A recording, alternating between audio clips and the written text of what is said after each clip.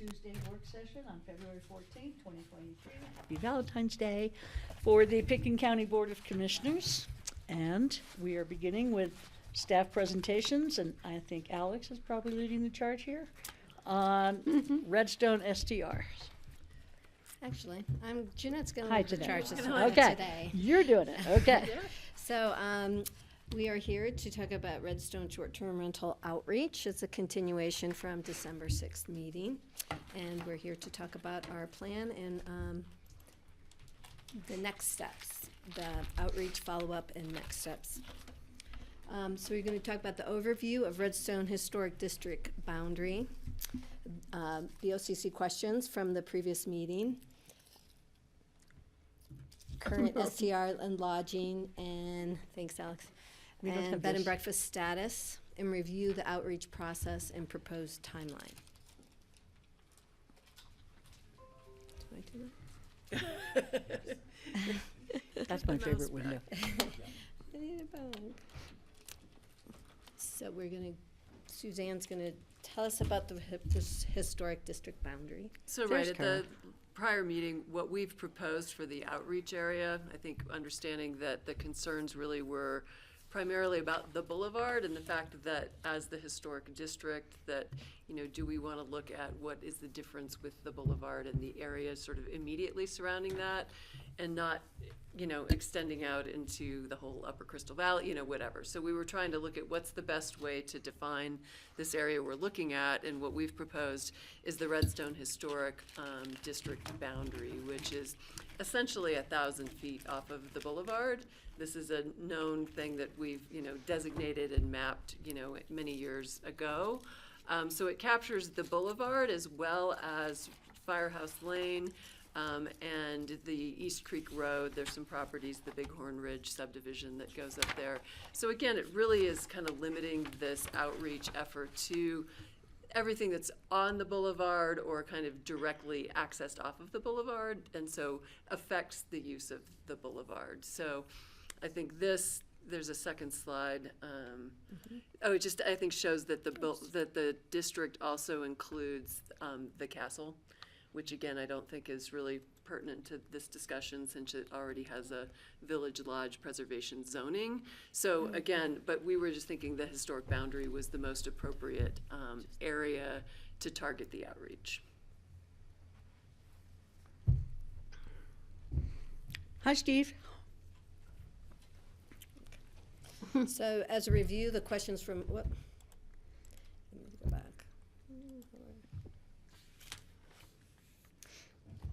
Questions from the last meeting is clarification on the difference between village residential and village commercial uses, clarification on bed and breakfast and lodge uses and how they are applied to Redstone's zone districts. And then going over the assessment rate for different uses. We broke those out to bed and breakfast, lodges. You'll see in the next slide we have a graph that. It's at the very end of the. Yeah. Back arrow, that should be able to. It's not like this one? I don't know why I can't see the. They weren't working. Oh, I see, okay. There we go. Okay, now I see them. Okay. So the assessment rate for the different uses, B&B, lodge, hotel, condo, STRs. And so Kara's going to talk about the village commercial and residential follow-up. Or I can jump in on that one. Okay. Again, I think a lot of information here. I don't know that we were going to walk through this, but I think what we saw, what you'd asked at the last meeting was, what do we have in the land use code that already addresses, commercial, residential, so we included the village commercial, the intent of the village commercial zone district and of the village residential. And then how current uses fall within those lodge, B&B. And I think it's important to note that both of those uses are prohibited in the village residential zone district.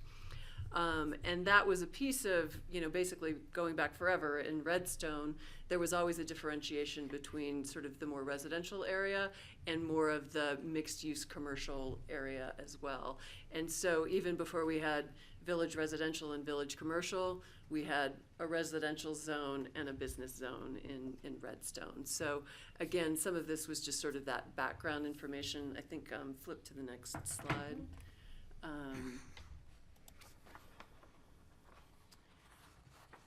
Right, so that was kind of that background I said. And I guess it was 1993 when we did the Redstone master plan, we actually implemented the VC and VR zone districts after that. But again, I think it's important to note that even before that, there was a differentiation between residential and commercial, and that the commercial zone was where lodging type uses were accommodated within the zoning. VC and VR were really created to address some issues related to floor area and height, not so much uses on the boulevard. That differentiation was still held as it had been previously. But it doesn't actually say lodging type, right? It says lodges. So, I mean, the use is hotel, motel, lodge is the way in our use table it reads. Yeah, okay. So, and bed and breakfast is, a separate use. Okay, thank you. Okay. And Oops. Sorry, let me go back. Jumping crazy ahead. clicking. Okay. So then you asked for the property assessment rate, and the assessor's office determines the actual values of properties, bless you. But the assessment rates are set at the state level. And as of 2023, the commercial properties are assessed at 27.9% of the actual value, and residential properties are assessed at 6.75% of the actual value. So condo hotels is 6.75, short-term rentals 6.75, and bed and breakfast 6.75 on residential, 27.9 on bedroom rental portion. We're talking property taxes here. Mm-hmm. 27.9%. Yeah, that was one of the assessment rates that you wanted to look at to determine for the outreach. And then this is breaking down the Redstone Boulevard property use. Now, Can we just go back to that for 1 second? Yep. So 27.9% yearly. No. Thank you. And so what that is it's how the property is valued for the purposes of applying the mill levy. Okay. And so the market value for commercial or vacant properties is assessed at 27.9% of the market value, and then it's multiplied by the mill levy for Okay. the property tax. And then on residential, it keeps changing, and it's escaping my mind right now, but it's significantly lower. Yeah. Okay. I knew there was something wrong there with my thinking, and I know you've told me that before. Thank you. Yep, no problem. We could say more on all that. What? What'd you say? I said we could say more on all that, because they're Yeah. not valued the same way either. Yeah, I'm just saying Commercial that it wouldn't be long properties are before you, based on income, residential are based on market rates, comparative sales, so it's just, their Yeah. denominators are different. yeah, otherwise you'd be buying your property every 4 years, which would not make any sense. Okay. so this breaks down to the property use, and I'll let Alex speak to that. Yeah, so the first column, you'll see the property type. The second one is the number of units that fall under that property type based on assessor's information. And then the last three columns are talking, is it in the village residential, village commercial, or AR10, RS30 zone districts? The two residentials fall at the end of Redstone Boulevard, and then the one exempt is the firehouse out there, so that explains kind of that last column. But when you're looking at village residential versus village commercial, you see there are 32 residential units of the total 51 residential units in Redstone Boulevard that are in VR, village residential. When we're looking at village commercial, that does have a number of uses there. We've got residential, commercial as in office space, multi-use, mixed use where it's residential store, a residential commercial operation, or residential lodge or B&B operations. And so you're seeing all of those fall within the village commercial zone district, and in the village residential, strictly residential units.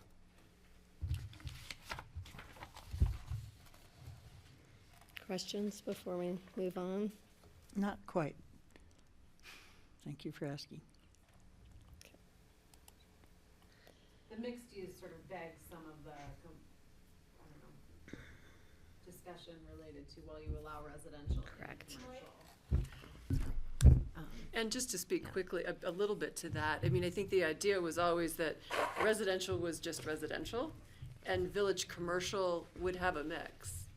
It might be just residential, it might be residential with a commercial component, you know, whether that's lodge or retail. But that the village commercial accommodated for that either commercial or a mixed use, where the village residential was, you know, looking at remaining a residential zone district. Do you think village commercial ever contemplated not allowing residential? No, And because it- I think even, you know, always, I mean, and I think Redstone, you know, particularly has always had that, particularly the mixed use piece. You know, a residence upstairs Yeah, and your sure. shop downstairs, you know, so I don't think there was, my sense, you know, I'd have to go back and look more at the 1993 plan, I guess, but we weren't trying to push residential out of the commercial zone, but we were trying to say, this is where we're gonna accommodate a bigger mix of uses. Got it, okay, thank you. But not commercial in the residential. Right, so that, yeah, that's We're The keeping VC. that as residential. So this is just a summary of the short-term rentals to date. There's 7 approved in Redstone Historic District. 3 are located in Village Commercial and 4 in Village Residential. 14 licenses have been issued in the Crystal River Valley, excluding the 7 issued in the Historic District. Not very many. Nope. Are there any, or maybe that's on another slide, in the R30, That which is was- Firehouse Lane? I No, think? within the Redstone Historic District, they are concentrated on village commercial, village residential. At the end of the boulevard, we have no STRs currently or applications pending for that area. Okay. But then in the larger Crystal River Valley, you might have some that fall Yeah, in but those. those yeah. are like That are those other what? subdivisions. Exactly. Fall in line. Or at least not that we know of yet. Okay. I can't remember, is there a time limit on when applications have to be on for a certain year, or is it rolling? It's rolling.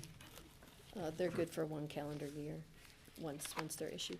But they would still have to prove short-term rental use prior to May, whatever, of 2022. The 2017 to 2022, at least once. And that's not rolling, that's a set date Correct. They have to show evidence of it being used as a short-term prior rental. to our Prior to those. enacting the ordinance. So this is the outreach plan, effort to focus within the Redstone Historic District, soliciting feedback from residents, business owners, visitors, and neighbors. Outreach specific to the regulations and licensing requirements of the short-term rental code. Using STR legislation, any changes specific to the historic district could be identified as the specific area to which new regulations would apply, similar to how rural and remote areas are called out separately. Outreach will ask targeted questions to the community to help guide any potential recommendation or changes. And staff will come back to the BOCC with summary of outreach and direction for next steps. Well, how will you ask those targeted questions to the community? That is in the next slide, but I could I tell saw you. this, No, it's but fine. It's, it's like- through surveys, through, postcards, mailings, town hall meetings, Okay.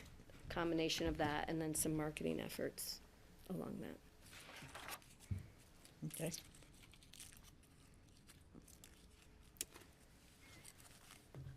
Actually, maybe Oh, go back, yeah. Yep, I skipped Got the that. double click. Okay, wait, let's see, I think, okay, there's the plan. So then here is the timeline. Kick off in April, we had it in March, but we realized that it's very soon, so, kick off in April, and then includes a variety of public meetings, virtual and in-person, at different times and days to accommodate different schedules. I guess realistically, a couple, handful of those, postcard outreach and survey, and then, bring back the recommendations. Those would be mailed or email or? Combination of both. We have heard from the Redstone that they do look at the. Excuse me, you've heard of the Redstone what? Well, community, just from certain outreach, that they do like postcards, so we will be doing a mailing. And also, because some residents don't necessarily use email frequently, so we would do postcards mailing, and then, in their bulletin, they have a newspaper, that they solicit, so we would be putting that in there. You're smiling. Yeah. I'm just smiling about the newspaper. The editor of the newspaper has got very strong opinions on this. And how are we going to stop from overlapping input? There are some people I know in Redstone who would respond in every possible way they could. So they're going to answer the survey, they're going to answer the postcard. And how are you going to know that that's not 3 or 4 different people, but just one person? It's a good question. I don't have an answer to that I would question, like it but if we could sort for that somehow. That's your area of expertise, other Alex. other people in the county team I know have done a lot more public outreach things that I'm sure we can pick their brains on that one. Like with open space, I'm sure they've had the same, concern about, where's the input coming from and how are you sifting through that? So, That's pretty key, I think, because some people are more outspoken than others, and if they have several platforms on which to respond, they will. Yeah. And that is a challenge, Francie. Typically, you try and go out on one platform with, you're controlling the access and matching up identification numbers or something. And so as we open up to these broader formats, it does make it harder and harder, less likely, frankly, that we'll be able to control that by opening the channels. The flip side of that is if we don't open those channels, you tend to get criticized that, Oh, I get that. yeah. Well, I look at it a little bit differently. I mean, I think that the goal for this should be to collect as much discrete input as possible. And then, the public hearing process is who are the loudest voices in the room, right? Like, I don't necessarily look at this as like the strength of opinion on a matter because you hear it 20 times. Do you mean discrete mathematically, CRETE, or Yes. discrete? Yeah. Like Yeah. as many individual Okay. points of input and ideas as possible.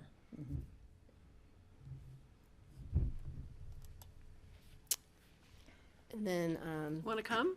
I didn't see that on here. I didn't see that a question for the board to answer on here.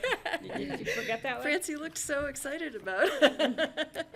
I just, I'm pretty sure I know what's going to happen here, but this How do you is, ever know what's gonna happen up there? well, not from everybody, but from some players. so the targeted questions or outreach questions that we hope get answered through this process is, should the STR code be applied differently to the village commercial area on the Redstone Boulevard, given the unique characteristics of the zone district? Changes may include, but not included, or not limited, rather, to the maximum number of nights rented per year or the minimum stay required. One of the things we've heard. Should the STR code be applied differently to village residential area on the Redstone Boulevard, given the unique characteristics of the zone? Changes may, is that the same thing? It's That's the two two. different zone districts. Yeah, right, same okay. thing. Commercial and things. Should the STR code be applied differently to the R30 zone districts that are off the boulevard, but have unique characteristics given their proximity within the historic Redstone Village?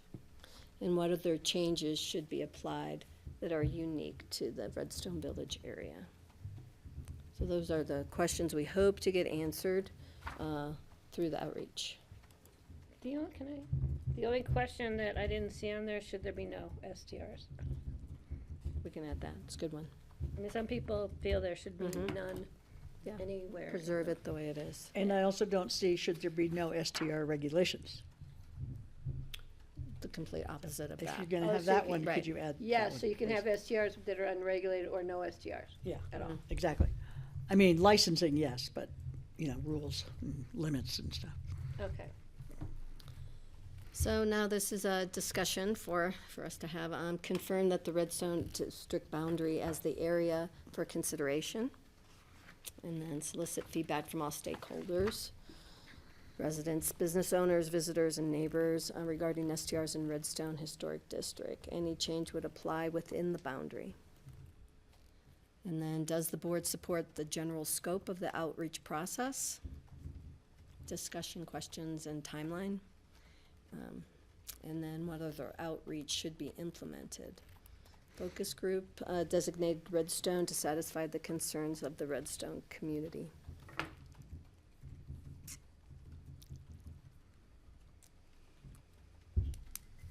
Yeah, I'm okay with what you guys have brought forward. I think we've just did a little bit of clarification here and the timeframe. And I think we're following through with what we said we would do. And then I'm assuming that we will plan one of these meetings in Redstone again. So I think that's another thing we also said we would do. So I think we're pretty much on track. Other things may came up along the way from the Redstone participants themselves, and I think there should be kind of a additional comment section that people may want to add something that we may have forgotten, overlooked, or didn't think was in that list of importance, so, yeah. Could I ask a quick question just on that, on the meeting in Redstone piece for you all? I mean, because again, I think we're looking at obviously doing the outreach and coming to you with, here's what we've found. Then we would move into the actual like code amendment public hearing And if we process. needed to do that. So I just want to clarify if that's the point when you'd want to have, it'll be an ordinance, so you'd have to have, are you looking to have a public hearing in Redstone? Or were you, again, are looking at this? Yeah, I thought, I don't know, so my question would be, do we want to have a meeting prior to creating any changes or eliminating any changes? And then, of course, the public process, I think we should have one of the hearings up in Redstone. Just to gather opinions, like we did before? Yeah, prior to the creation of the ordinance, just to vet the issues that we've come up with. I mean, I Right. think that reporting out should happen in Redstone. Okay, so what we That's put what on I here is the think. May Yeah. BOCC presentation. Prior to us so- creating any ordinances or Right. changes or anything. Like, That's- so we're all hearing what the Yeah. report out is. Got it. And then At the after same we time, do that, yeah, and if we decide to make changes, then one of those hearings should be in Redstone, you guys think? I Well, think let me so. just clarify what I've heard so far. So, I think, Kelly, you're suggesting that when they come back to us with the data they've collected, and they've got all the responses that they've been able to garner, that they could report that to us at a meeting in Redstone. Yes. And is that what you meant when you Yes. asked about another meeting in Redstone? And I'm saying that one, and then I'm saying the second one would be if we decide to make changes, we have our first reading public hearing, we can do a public hearing in Redstone. And then the final one, we could just do back here on our own turf. Okay. Could I also add a consideration on the timeline? So Steve has his hand up too, just. yeah, we're trying to get some of these potential code amendments done before the summer season, just understanding that that is their busy season, when they, have most of their tourism and population. So that is something we're also trying to take into account, that we're able to gather these comments, bring them back to you, and hopefully have them, so it's not preventing or hindering any of that potential summer activity for them. I think we should just do the best we can. But we're going to have to just do the best we can, because normally they've already got reservations for the summer by now. And I got a letter yesterday, I don't know if you guys did, that by the time summer comes around, he will have already used up all those 120 days. And so, Wow, which many had a busy winter. just saying. Do you want to call on Steve? Would you like to call on Steve? 'Cause now he's waving Yes, I at us. would, and I really appreciate you pointing that out. Steve? He's like waving at us. Hi, Steve. Hi there, good to see you all from a distance. I like the way that this is set up to have, I'm really looking forward to us being back in Redstone for at least for the first reading on this and public hearing on it. One question that I am curious, what would happen if we had different rules for the commercial area and for the residential area, which I think that we might end up with a different set of rules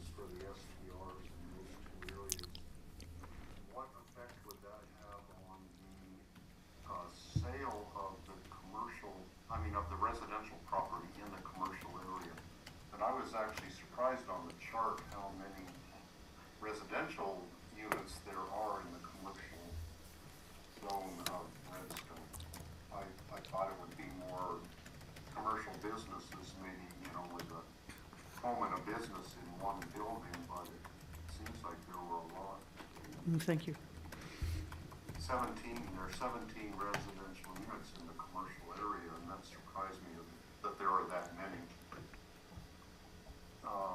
And I'm curious what will happen if we do have two different sets of regulations for the residential and the commercial.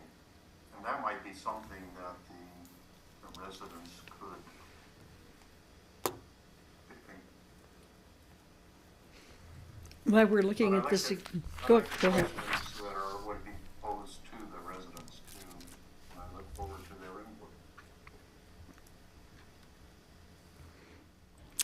While we're on this slide, so the underneath Village Commercial, are those the units that are part of that number 17?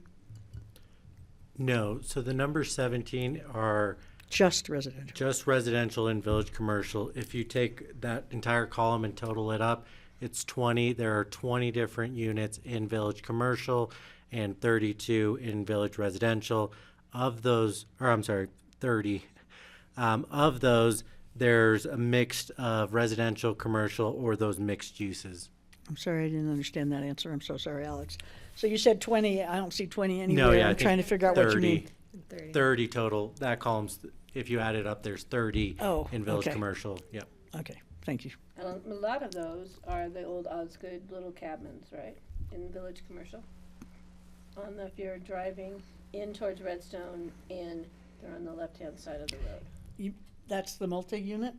Those are the old Osgood little houses, aren't they, when you Which- drive? Sorry. North or south? I don't know, I Are never you know coming which from, are you directions. coming from the inn If I'm going towards the inn Going from the firehouse, towards the up inn? Redstone Boulevard, Mhm. almost to the corner, there's all the cabins to the left hand. There's a little, Again, well, I guess this those will- used to be this- the A and B lots.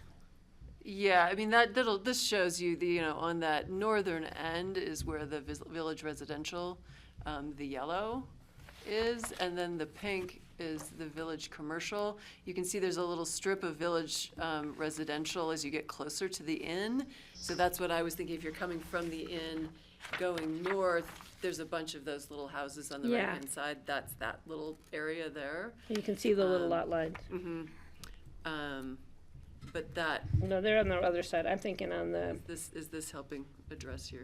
yeah, I question? think I know Okay. where I am. You might not know where I am, but I know where I am. Perfect. That's all that counts right now. So did you get Steve's point, Jeanette, about maybe we should ask them whether there should be different STR regulations in commercial? And I guess I feel like that's built into those questions, is really, we're asking the question, you know, right, is there a difference? What's the difference between VC and VR? And does that mean Right. there should be a difference with the regulations?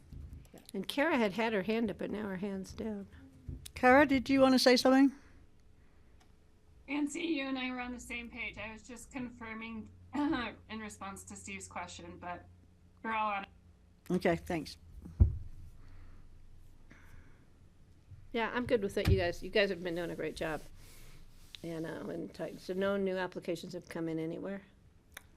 Yes, we've had, I think, 5 new ones. Oh, late bloomers. Well, it's on a rolling basis, and a lot of people aren't going to execute the license until they have bookings. So a lot of people are waiting to see. Oh, that's interesting. Yeah. Yeah, I didn't To- think to- Well, and I know people who were going to until they realized it was based on the totality of the value of their property and it was going to cost them a license fee of $12,000. Like, Well, there's that too. But in order to utilize the full 120 days, they're waiting to have a whole calendar year to use those days. So rather than execute it, as soon as we execute the license, kind of the clock starts, for the number of days. I guess it really, So some people are trying to time it just right, so they get the the bang for the maximum, buck. maybe summer months is when they're going to be using all of their I their thought, allotted days. can I, your point about the fees, I thought we had a few people, did we resolve those issues with, some people were concerned at the very beginning about their fee, and somebody with a big fee just wrote a check and no questions asked? Many of the people who objected about the fees have decided to either withdraw their applications, or they have said they're gonna do long-term rental, which will then monitor to ensure that they are doing just that, 31 days or more. Did you say you're gonna monitor that? With our third-party monitoring system, Rentalscape. And the attorney's office gave direction that if somebody wanted to appeal their fee, they could come to the BOCC for that. So that option has been communicated, and they've decided to go other routes based on their So we choice. still left that avenue Yeah. open. I know this isn't a Redstone question, but I do think we could look again at how we assess those fees in terms of like the larger ranch properties and some of those places where the total value of the property is $15 million, but they're talking about one house. And the whole rest is maybe even in conservation easement. And so why would we charge them $12,000 to $25,000 or whatever? I mean, I hope we're gonna look at that again at some point. Well, and that's one of the things that, what came out of that first meeting at Redstone is why are they getting assessed on their full value when they're just renting a bedroom out, and it's only not the full portion of their unit. So that's, and they felt that it should be treated differently because their values aren't as high as up Valley. Did I say Valley? Their properties aren't as, assessed higher than Up Valley, and that's part of the one of the things we've heard. For those that are owner occupied when they rent them out. Or even not, like the home values are less than if you Yeah, go but up. to have them, if they're only renting out one bedroom, for instance, like one of my neighbors does, they shouldn't be assessed. They're asking if they cannot be assessed on the whole house or the whole 10 acres or whatever it is. Is that what you're saying? Correct, just the square footage that they're using as a. When they're there, but not when they're not there, because then they'd be renting out the whole house. Yeah, That's so why I said occupied. Alex actually looked at that with one of the applications, and it was just really hard to really nail that down. Like, we looked at it, there was one application that was using it as he was a fixed income. It was, he'd been retired, and they were using that to pay for taxes, right, the interest. And they were wanting consideration just to rent out the square footage of what they were actually renting rather than their value of their home, which was, In Redstone? no, this was Somewhere else, yeah.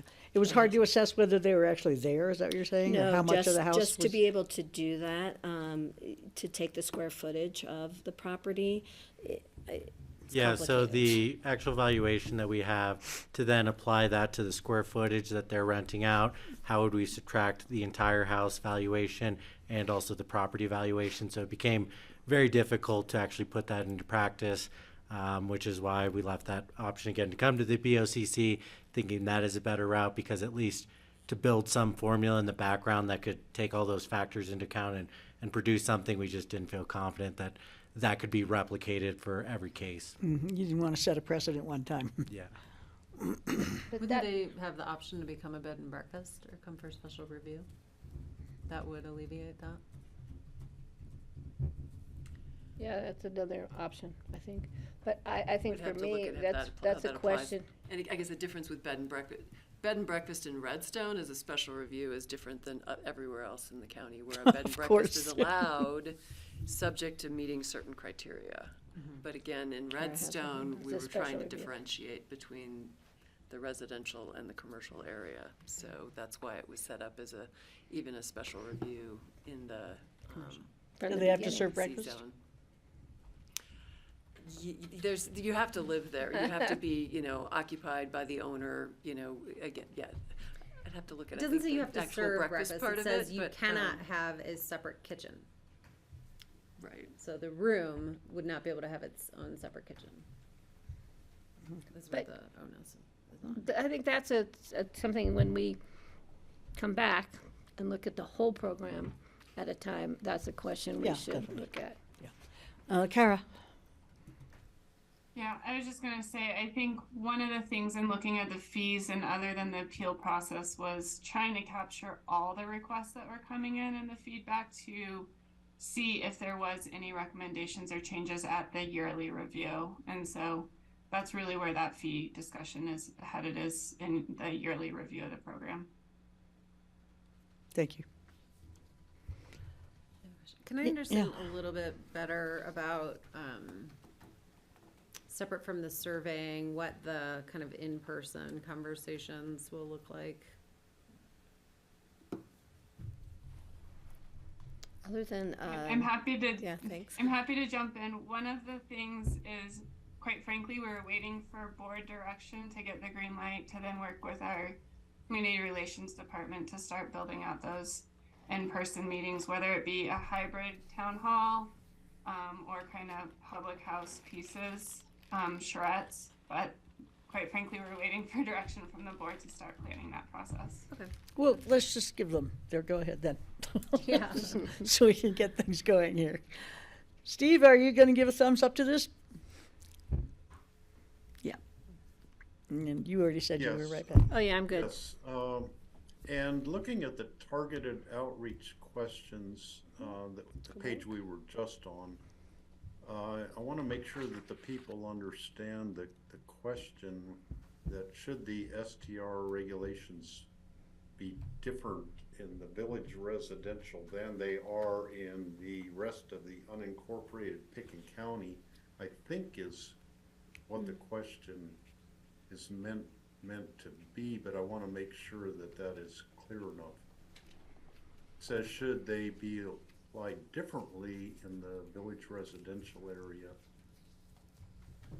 than the rest of the county, or maybe you need to add some clarifying words there, I think is what the question is meant to be. Some people might read that as, should it be different between the village residential and the village commercial? That's a good point. I see that too. Yeah, Isn't that so what we we're can asking them? just have that a little clearer so they're answering the right question. So which question are we 'Cause asking? Number two. The outcome See how could they be, don't say we will differently have than, it just three says different- differently. So what are they comparing it to? What's it different than? Yeah, and this is very specific to that Redstone historic boundary, so any zone within that Redstone historic boundary, that is how we'll frame it. Should it be different than village commercial, village residential, or the AR10, RS30 that fall within the Redstone historic district? So that's really where we're Or drawing the line. rest of the county is a pertinent question. Does it have to conform with the rest of Picken Well, County? yes, I- Because it's unique, as you say several So times, so, ask all of the above. yeah. Okay, thanks, Steve, I think it's good. And I think a piece of that is kind of laying the background as to, right, the zoning background for Redstone, but as well as, right, today, the STR regs are applied uniformly throughout the county, including, Redstone. But, right, the conversation is, right, is there something different about Redstone where those regulations should be applied differently? Then in the rest of the county. Then in the rest of the county, yeah, Yes. yeah, Yeah, right, because Okay. right now it's applied across the board. yeah. Okay. All right, well, I think you have our approval. Do we have any more questions for Jeanette or Alex or Kara or Suzanne? At this time, we will later. More to come, Steve, right? any more questions? Are we good to go? I'm good. Let us thanks. know if you Right. need help. Recover or kick off or any of those things. Thanks, Kelly. Thank you so Probably much, will. guys. Thank you. Thanks. And happy Valentine's Day. And since I forgot to tell everybody who's here today, I will do that now. It's all good. I'm such a So, in the You're room, all we good have at it. Kelly Curry, McNicholas Curry, and Yeah, thank you. Patty Clapper and myself, and online we have Steve, and Greg is not with us today. He is with his family. Okay, we are going to move on to the Phillips follow-up with GR, which I'm really looking forward to seeing. So, sorry, we may have to take 2 minutes because I have to restart the computer because it was shut. Good, I'm gonna run out. I'll be All right, back. we're going to take a, Sorry let's, about might as that. well take a 5-minute break, grassroots.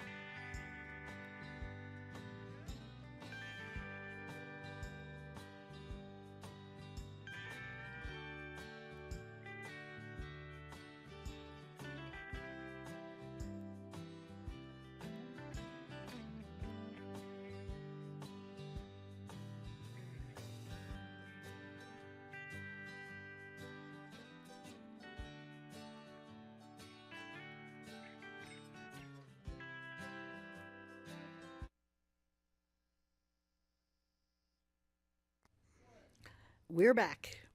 And this is JR. So, GR. I knew that. I have a really good friend named JR. I'll probably do it many times. You know what, he gets it all the time. I've gotten every iteration of initials you can imagine over my lifetime. And thank you, Francie. I'm GR Fielding. I'm the Engineering and Construction Director. We're going to talk a little Phillips, but I think Yeah. first John wants to... now, I just wanted to note today is not necessarily about decision points. This is really a project check-in on schedule and upcoming decision points, so that the board knows now when to expect items to be coming forward. And so as we get into more detailed kind of design, there will be more decision points coming to the board. And so we're just trying to preview how that will be structured. And those decision points will come in the form of what is actually proposed to be put on the ground, as well then as the budget and budget changes that we'll need to make along the way to keep moving the project forward. And so we'll be doing these periodically, intermixed with bringing those decision points forward to you. But this is our first time to really start to lay out now that we got through that first phase and got pretty specific direction on a project. So, GR, your And show. this is not Thanks. a decision point. This is not a decision point. No, I'm going to be looking as much for facial reactions to some things as anything else. I'll be Yeah, honest. again, so yeah, we'll go through schedule, milestones within that schedule, where we can expect those decision points. We'll look at a little bit of the architectural style ideas that the team is working on. Some final programming tweaks that we've made to fit in the 1 bedrooms that was requested, and also talk a little bit about design budget. That last slide had just a few bullet points out of this slide that we saw back in December. So we still have a lot of work to do. Point being, we're going to go through this first schedule. This is from our architects. We had the architects put this together, and what I did is I lined out a few of the decision points. So today, I just want to give you all this update. So when we come back in April-ish, what we're going to be looking for is a similar work session to what we did with conceptual design, but this time it'll be with what we call schematic design. So that schematic design susses out a few more details. And so it helps keep these in bite-sized pieces to keep moving the project along, as opposed to feeling like we have to decide everything right now at this time point. And so again, we're looking for that sometime in around April.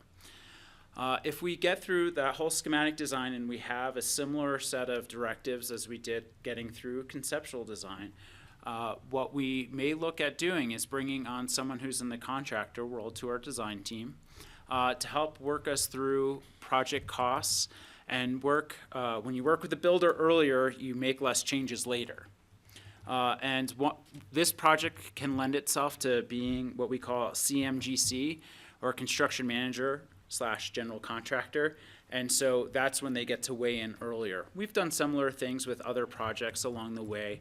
It's a little different than design build. And a lot of the projects that the board is typically sees is what we call design, and then you bid it, and then you build it. This brings that builder on a little bit earlier. Sounds good. And that would we would look to do that sometime in the summertime. And that would also put us into our location and extents process sometime around June. Once we would go through the location and extents, out of that design process, it's not that the design's done, but probably that biggest decision point that we'll have for the project then would be after that. So we would expect that in late summer. And so that's what this schedule, and this is built around the architecture and the architect's schedule on designing all of the vertical work. And Would we be doing horizontal work before this? Or would That we de- wait until? can we sit on that one just for a minute, of course. Francie, because that's a great question. What I'm putting together for the schedules right now is opportunity. And so what I'm trying to do is get us point by point through the design process, what really wants to be 4 projects. we have a water project, we have a wastewater project, we have a vertical project, and we have a horizontal project, right?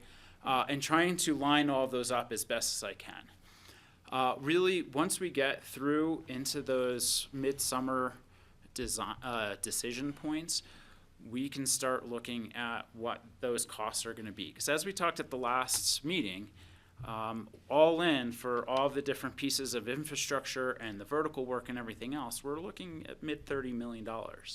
And so I don't know if we're ready to, hit the gas pedal and try to spend down that sort of money, because we haven't necessarily identified all of the funding that we would need for that. Right. But what we're working really hard on is this next slide is another schedule, and this is from our engineers. I pulled the wastewater treatment plant. The civil site work is going to mirror the architectural work. The landscape architecture is going to mirror that last schedule. The water system is going to mirror the wastewater treatment plant system. All of those points are about the same point in time. So May, we would accept, there's several different state processes that we have to go through. And so May and July are the big ones with that. And so we'll get submittals into the state saying, hey, we're thinking about building a wastewater treatment plant. And they tell us, this is what the criteria is to put that wastewater effluent water then into the river. And so that it takes a bit of back and forth. They say, what sort of technology are you looking at? And what are you going to do about this? And so those documents we have ready. We're starting to submit them now. We expect the site application with the state to be complete sometime in May. The process design report, which is that water quality, that's going to be around July. A lot of this engineering portion of the project also lends itself to like either a CMGC or CMAR, which is another project delivery method, which is construction manager at risk, very similar. But that's some of the conversations that we're having right now as staff to figure out timing. When should we bring them in? Have a good understanding of what our opportunities are for value engineering and design and all of those sorts of things. But we would look at bringing maybe someone on around the same time for those components, or we're also talking about maybe it's a general that knows enough people to be able to make the calls to find out how much is it going to cost to build an algae wheel. We've got an idea, but this is what these folks do. That puts us into about our 60% design in October, and we would finish up that design process in winter. And that would go for wastewater treatment, the water treatment plant, and all of those sorts of features as well.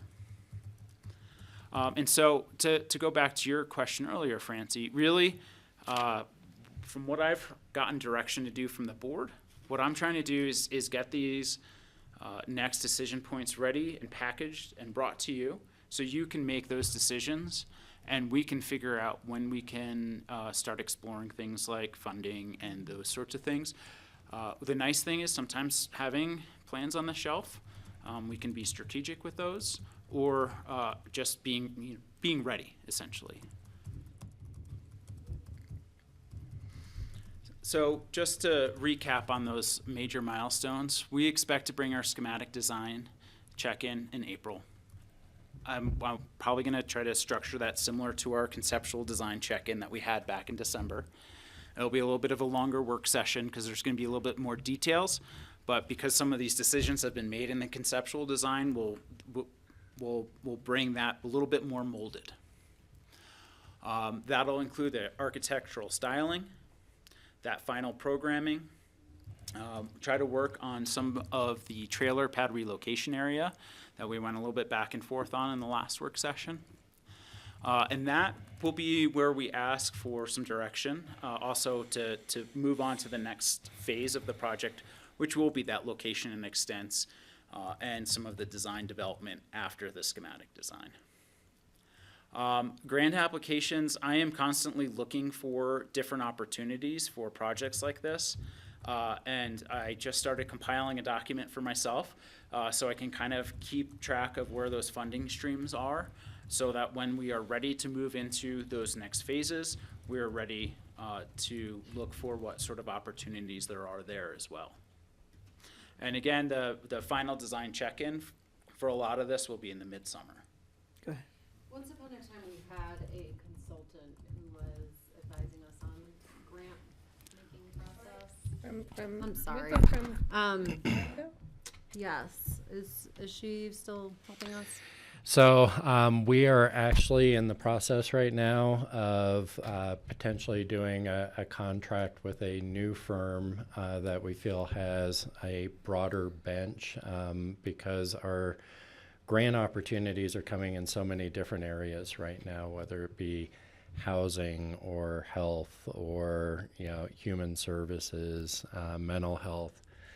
And so we are, and Rich, I'm trying to remember, we're at the point, I think, of we have a proposal and looking at going to contract, and that firm would be helping with all phases of the grant process, which would include researching, writing, and also advocacy where that's appropriate. Is that across multiple departments for a variety of Correct. projects and Yep. not limited to Phillips? Correct. Okay. Can thanks. I add to that? Yeah. And we should also maybe send something to the new grant research, whatever they're calling the new position with Northwest COG, just to highlight that we're looking for specifics. And it's, he's the mayor of Glenwood. Jonathan Godis. Godis, yeah, and he's with COG now, so, and just, I think that we should be utilizing that since it's been funded with a DOLA grant, and just say Picken County, and we can do that across the board, but right now GR could just contact him, give him a heads up. Also, I had a conversation with Gail Swartz at the Glenwood thing and talked to her about it, and she's looking forward to talking to you. Okay. She's very interested. So before I move on from this with the milestones up, what I just wanted to check in with is to make sure that we're comfortable with kind of the pace. We'll come back in April, go through a few more details, come back in the summer, come through some more details. Okay, thank you. Just so you know, I'll be out of town the first 2 weeks of August. Okay, If you want me in part of the conversation, because I'm not taking a computer with me when I leave town. fair enough. The board may remember this slide from our last work session, and this was the rough sketch of some of the architectural styles that they were working on. And so in the time since that work session, the architects have added the material feel and done a new set of renderings, and that was in the board's packet. And so looking at board and batten of like hardy board, corrugated metal, working on those roof lines, things of that nature have given us the images that we submitted. And really what we're looking for, I'm looking at some facial, making sure no one's raising an eyebrow at something. If there's something in here that you're like, that is just a non-starter from a from a stylistic standpoint, let us know. We can change how these things are rendered out and we can look at some different things. What we did look at is there's a lot of that kind of, I call it a sage green, that blends in with that sagebrush that's around the site and with some of the natural foliage that's there. What I'll do now is we'll walk through each one of those different building types. On the top left is the townhome, and I'll bring up the site plan here in a minute and I can remind everyone where these are. But that's at the end of the upper road where these townhouses, and so these are rendered into the hillside. They'll have a big kind of mountain to the back of them. The single-family duplexes are in several different places. Some places they're detached, some places they're attached. The attachment on these right now is at the garage. That's a good idea. The carriage houses are kind of in the middle of that upper road, and those are two-car garages below with the living spaces above. So they're 3-bedroom? The carriage houses, I believe, are 2. The single families are 3. And then the multifamily, the 6-plex is a little bit of a misnomer because that's changed since I put this together. There's going to be 2 quadplexes on the bottom, down below near where the ranch house is today, and 1 8-plex. And the 8-plex is where they I'm going to use air quotes, found space for one bedrooms because of the way that it fits into the topography on the bottom level. It would be like a walkout that really lent itself to be able to be a one bedroom unit that would have, without having to have like an indoor type of staircase in a different type of unit. I think the one bedroom's a good idea, Kelly. I know you brought that up. We just know from our APSHA, responses how much demand there is. Yeah, I just find them to be inflexible because they don't have to be called bedrooms if you have two small ones, but then you actually have the possibility of somebody getting married or, and not having to move into it, because as you know, that's not the easiest thing if this is APSHA rules. So I just think two small bedrooms, and I heard the architect echo that too. I thought it has more flexibility to it, but. So I just, and I don't want to dissuade the discussion on this. I have a slide here in a minute where we can talk around this maybe in a way, because what we do have a lot of those style of units as well, Francie, that would be able to lend themselves to a little bit more of a flexibility. And when you can see a little bit of how they line up, like square footage and things like that, this is what the board directed us to move forward with the tweaks. And so this is a site plan. What we did is to add those one bedrooms. There's two buildings on the upper level that will eliminate so that we stay at the same number of units. The blue ones are those carriage houses. Oh, that map. So Still looking at the houses. So the one on the right that's crossed out was a pretty difficult building space. So as we looked at it, it had a road above and below, and so to facilitate drainage and do all of the things that you need to do, it really ended up being a little bit more shoved in there than what we anticipated when we first developed this. And then the one all the way on the left there, by eliminating that, it'll allow us to work with the landform to locate the final location of some of those other townhomes, because those are the 3-story units. So they want to be as tucked in as we can.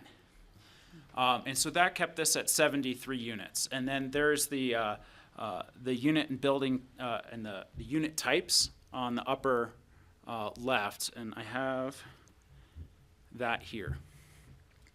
So for the one bedrooms, right now they're designed somewhere around 600 square feet. So not big one bedrooms, not small, too small either. But for the two bedrooms, you have different sizes from 1,135 square feet to 1,150 square feet. So those carriage houses, some of them are fairly compact units, whereas the 3 bedrooms are between, I think it was 1,358 square feet to 1,500 square feet. Oh, that's pretty big. Yeah. So you have the range, and so that's why I wanted to wait until this slide, just so you could see what the range of the sizes were and how that's starting to work out as they are putting together the floor plans of all the units. I lived in a 2-bedroom, 600 square feet, and the rooms were, not king-size beds, but queen size, and good square footage. I'm surprised there's 1,500 square feet. That seems very generous. Those we haven't changed those 3-bedroom, the larger ones, since that last. And some of the feedback that we did hear, though, was having that range of options from smaller 1 bedrooms to larger, larger units will also give us probably different purchase areas into however you thought about the tiering or whatever it is with income levels or what have you. So like categories in the APSHA system. Out with like reserve funds and you do pay for the larger square feet. At the end of the day. Yeah. Definitely. And I think people are willing to do that. Yeah, and that's how it should be. And I saved the best for last. Uh-oh. Oh, I did actually. Hold on, got a little ahead of myself. This is what the floor plans are starting to look like. The only ones that really share a lot of wall space with each other are those taller townhomes, and so those are on the upper left, and you'll see like the upstairs third level bedrooms will share some walls with, and the second story will, I think, utilize the staircase will be part of the shared wall. So you'll have a little bit more separation there, and then the garages are on that base level. So that's the staircase to the front door. The one between the two units is how you enter. Or I guess you could go through the garage maybe, but Yes. that's the main entry. That's the main stairwell space, and I'll ask because based on how this is drawn, my guess is there should be a wall that bifurcates that staircase, and there's a staircase on each side of that wall. Oh. Okay. And so that would be the interior staircase inside the units. Oh, that's the interior staircase. Yes. Yeah, I was wondering, you have to go into each other's houses to get to Whereas like you can see it a little bit easier below in the carriage houses on the duplex there, where those staircases share a wall for the second level there. And then I didn't. Oh, yeah. Yeah, and then you can see on the right, the first level is the garage space, and then on the top is the single family duplexes, and those are the ones that share the wall with a garage. I did not put the larger unit in because, frankly, I haven't had very much time to study that one to understand exactly how it all stacks, because the one bedrooms are on the base level. It's built into the hillside, and the parking is kind of at the second level, and then you'll have a third level that on one side looks like a two-story. From the river, it would look bigger. And so when we saw the renderings in the last one, you saw the three-story side from the highway. And so that's what those renderings were of. You're not going to like my next comment, GR. Why are we building garages for affordable housing? I've never had a garage in my life. I mean, it takes up a lot of living space. And could we not have like communal parking areas and then walkways to some of these units that are a little more, I mean, it's a lot of what I consider wasted space unless you happen to be a wood sculptor or something like that and you use it as a studio. I mean, it's just my personal opinion. I suppose I'm way out of sync with what is the norm, but when I look at these, I'm just looking at that first level there and it looks like, oh my God, look at all that space. That's certainly something that if we heard from the rest of the board that we can look at. A lot of the give and take with that conversation that we've had so far has been storage. Because I don't know, I don't have a car in my garage. It would take a lot of work for me to get a car in my garage. I've got a lot of skis in my garage. And other kayaks, like rafts, recreational devices that how I enjoy the valley. Yeah. And so that it was, that was a lot of our conversation amongst the design team. Well, do we design in a whole bunch of different storage areas, and do we put storage areas over here, or do we just have a garage space? Yeah, okay, I get that. Yeah, we do have what was supposed to be a garage, but certainly doesn't have cars in it. Or Does it maybe matter half as that much far space or something? I As mean, the, like I'm just thinking about like Basalt Vista and trying to think about how all of the electrical, plug-in. Utilities- all the utility utility spaces? systems that we have, which, need to communicate with the home and then outward from the home, if that is affected by where the placement is at those. Based on the level of thought that has gone into this preliminary schematic design already on roof lines that I've had conversations with architects about, I think that they have, but that's not something that we've delved into, so I'll make sure that we add that to one of our work sessions. I just To- am wondering if or- we get rid of garages and have communal spaces, where does the space go for For- those type of utility? for the Closets, Yes. or whatever. Patty? Yeah, and when we had our discussion many years ago about the 5,750 square feet, it was to encourage people to do garages for their toys, to keep them out, so they weren't cluttered around the sides of the houses or on the decks or whatever. And the other thing with putting in garages, or garage space, whether they be carports, et cetera, is then you don't have the shine of a parking lot when you're driving by. It kind of makes it look more like a residential neighborhood than a commercial parking lot. And so I think that's another aspect to take into consideration. And early on, this board was struggling with the storage question too. We were talking about, I think, Francie, like you had mentioned, do we do separate storage areas and such? I think where the ranch house currently is, or some of that's been torn down. It is a challenge with the topography and such there to, So it is up to the board, at the end of the day, but it is kind of a livability question at the end of the day. I mean, it just is a little bit shocking to see that we need as much space for our stuff and our car as we do to live in. I mean, look at Carbondale. We have so many storage places. Like, it is definitely the way our Americans are right now. We have too much stuff, and now we're doing architectural designs to accommodate our too much stuff.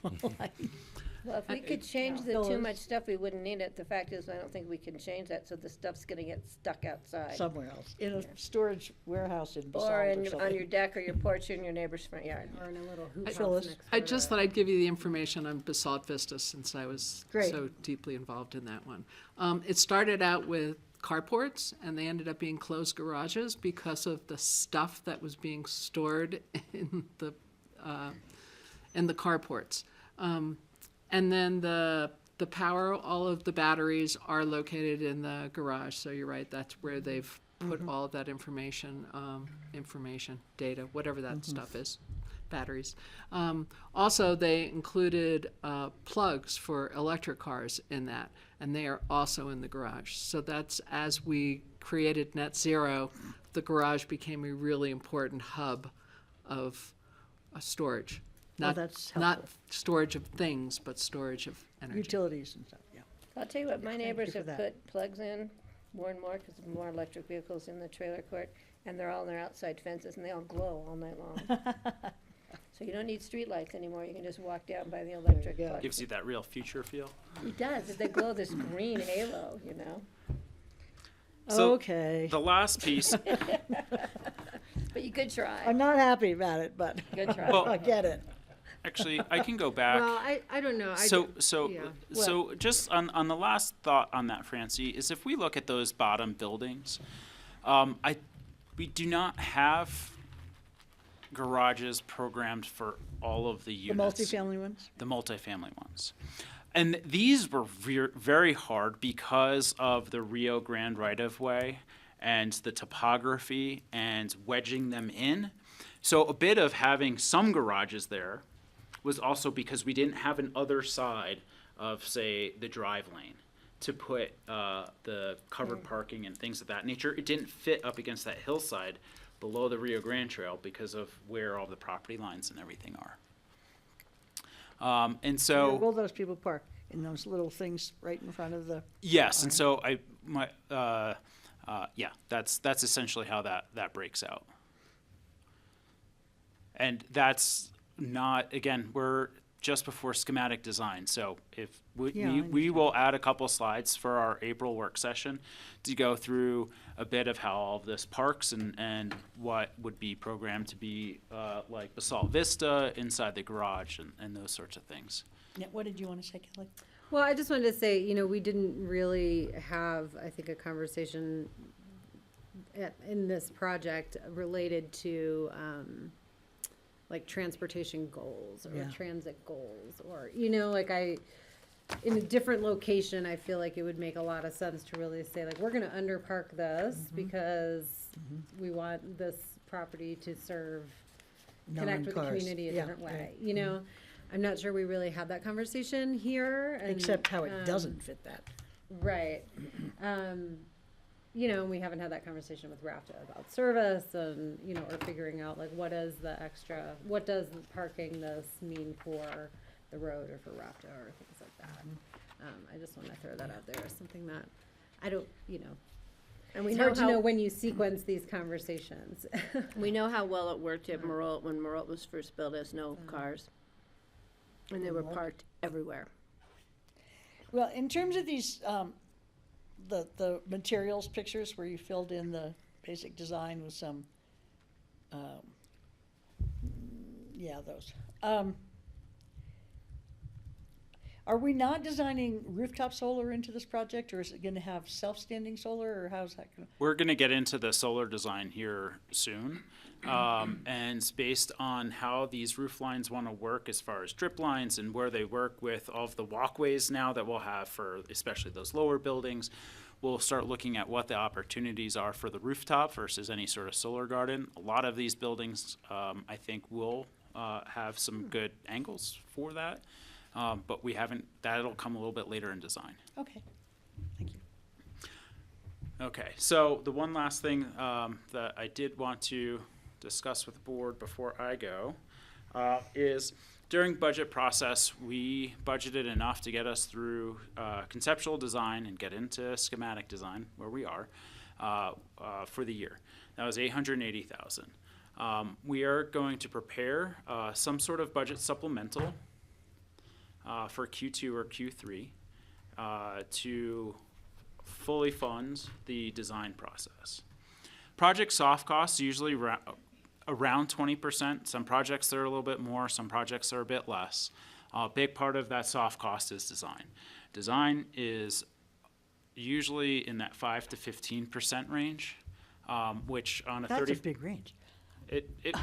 Well, and we have a lot of different components to this project. As I tried to mention earlier, we do have 4 different projects wrapped into one, plus all the other side things that need to go into the conversation, whether it's transit or, you know, how we're gonna, you know, put community areas here, all those sorts of things.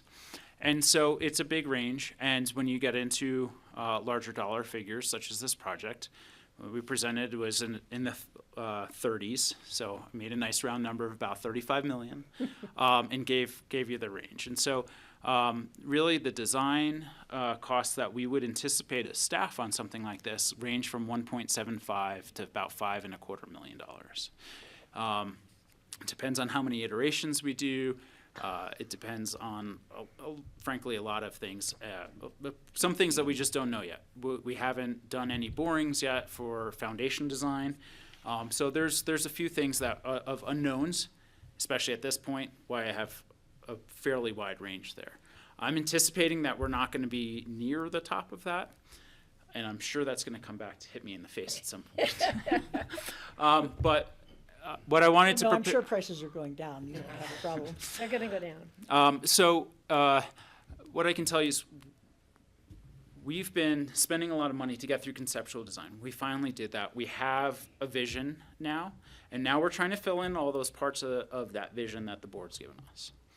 And so I've put up on the screen some of those ranges that we can expect for design. I'm probably a little bit low on a couple things and a little bit high, but these are big round numbers right now. And so we're currently trying to negotiate some of those contracts. And so in Q2 or Q3, I can bring back that budget supplemental. But we can anticipate that that will be a bit north of $1 million to finish out the design on Phillips. They certainly are big numbers and a lot of round zeros, big round numbers. We can get very granular with those contracts, but now that we know what we're trying to design and we have that good feedback from the board and the good direction, we can hone those in a bit. Okay. Do you have more for us, GR? That was all I had today. Any questions for GR? No, I think it's good. I think we have a good basic outline of both the round zeros and the time frame for us to be able to move this forward to the next steps as we go. Well, I appreciate your time, and we'll have a lot of fun in another marathon session in You April. do have a hand up from Steve there, Oh. I think, Francie. Oh, yes, there he is. Steve? Here. The money on the design could be money well spent because it could include a lot of cost-saving measures that we can build into the projects that will save us money further down the road. So just one thing to not be scared away by the big budget for the design, because we could make a lot of that back, or the people living in the homes could make that back just on their utility bills and whatnot going forward. Thanks, Steve. All right, well, thank you, GR. Thank you. Thanks. We'll look forward to the next one. And again, so the board knows, I met with GR, so he brought me up to speed from the December meeting. Oh, good. And Kelly, I know I owe you a sit down with a couple numbers too.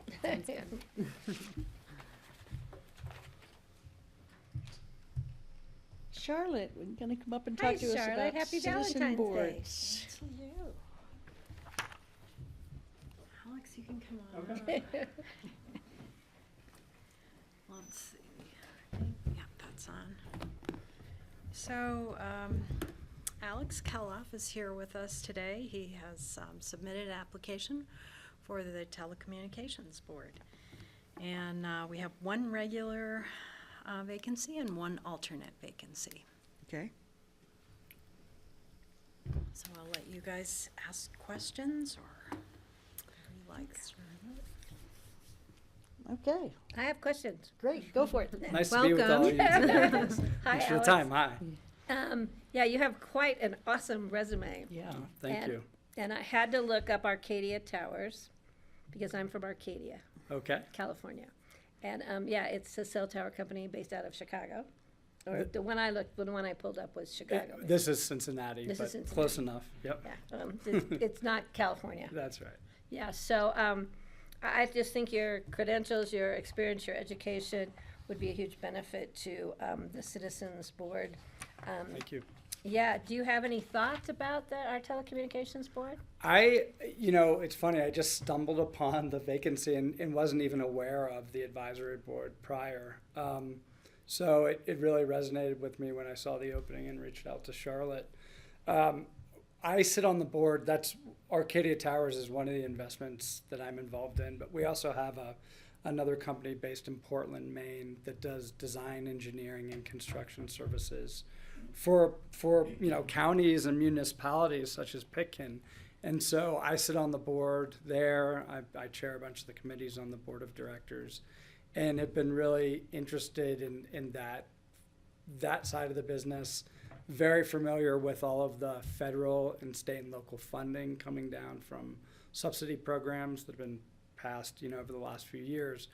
And so would just love to participate, give back to the community, but also we deal with those issues at the board level on these boards I sit at, but having a seat at the table to see what the true issues are in a municipality like this is really of my interest. But I do think I could bring a lot of value, at least from the perspective of a principal investor, director of a board that deals with these issues and has a perspective across the country what's going on. So.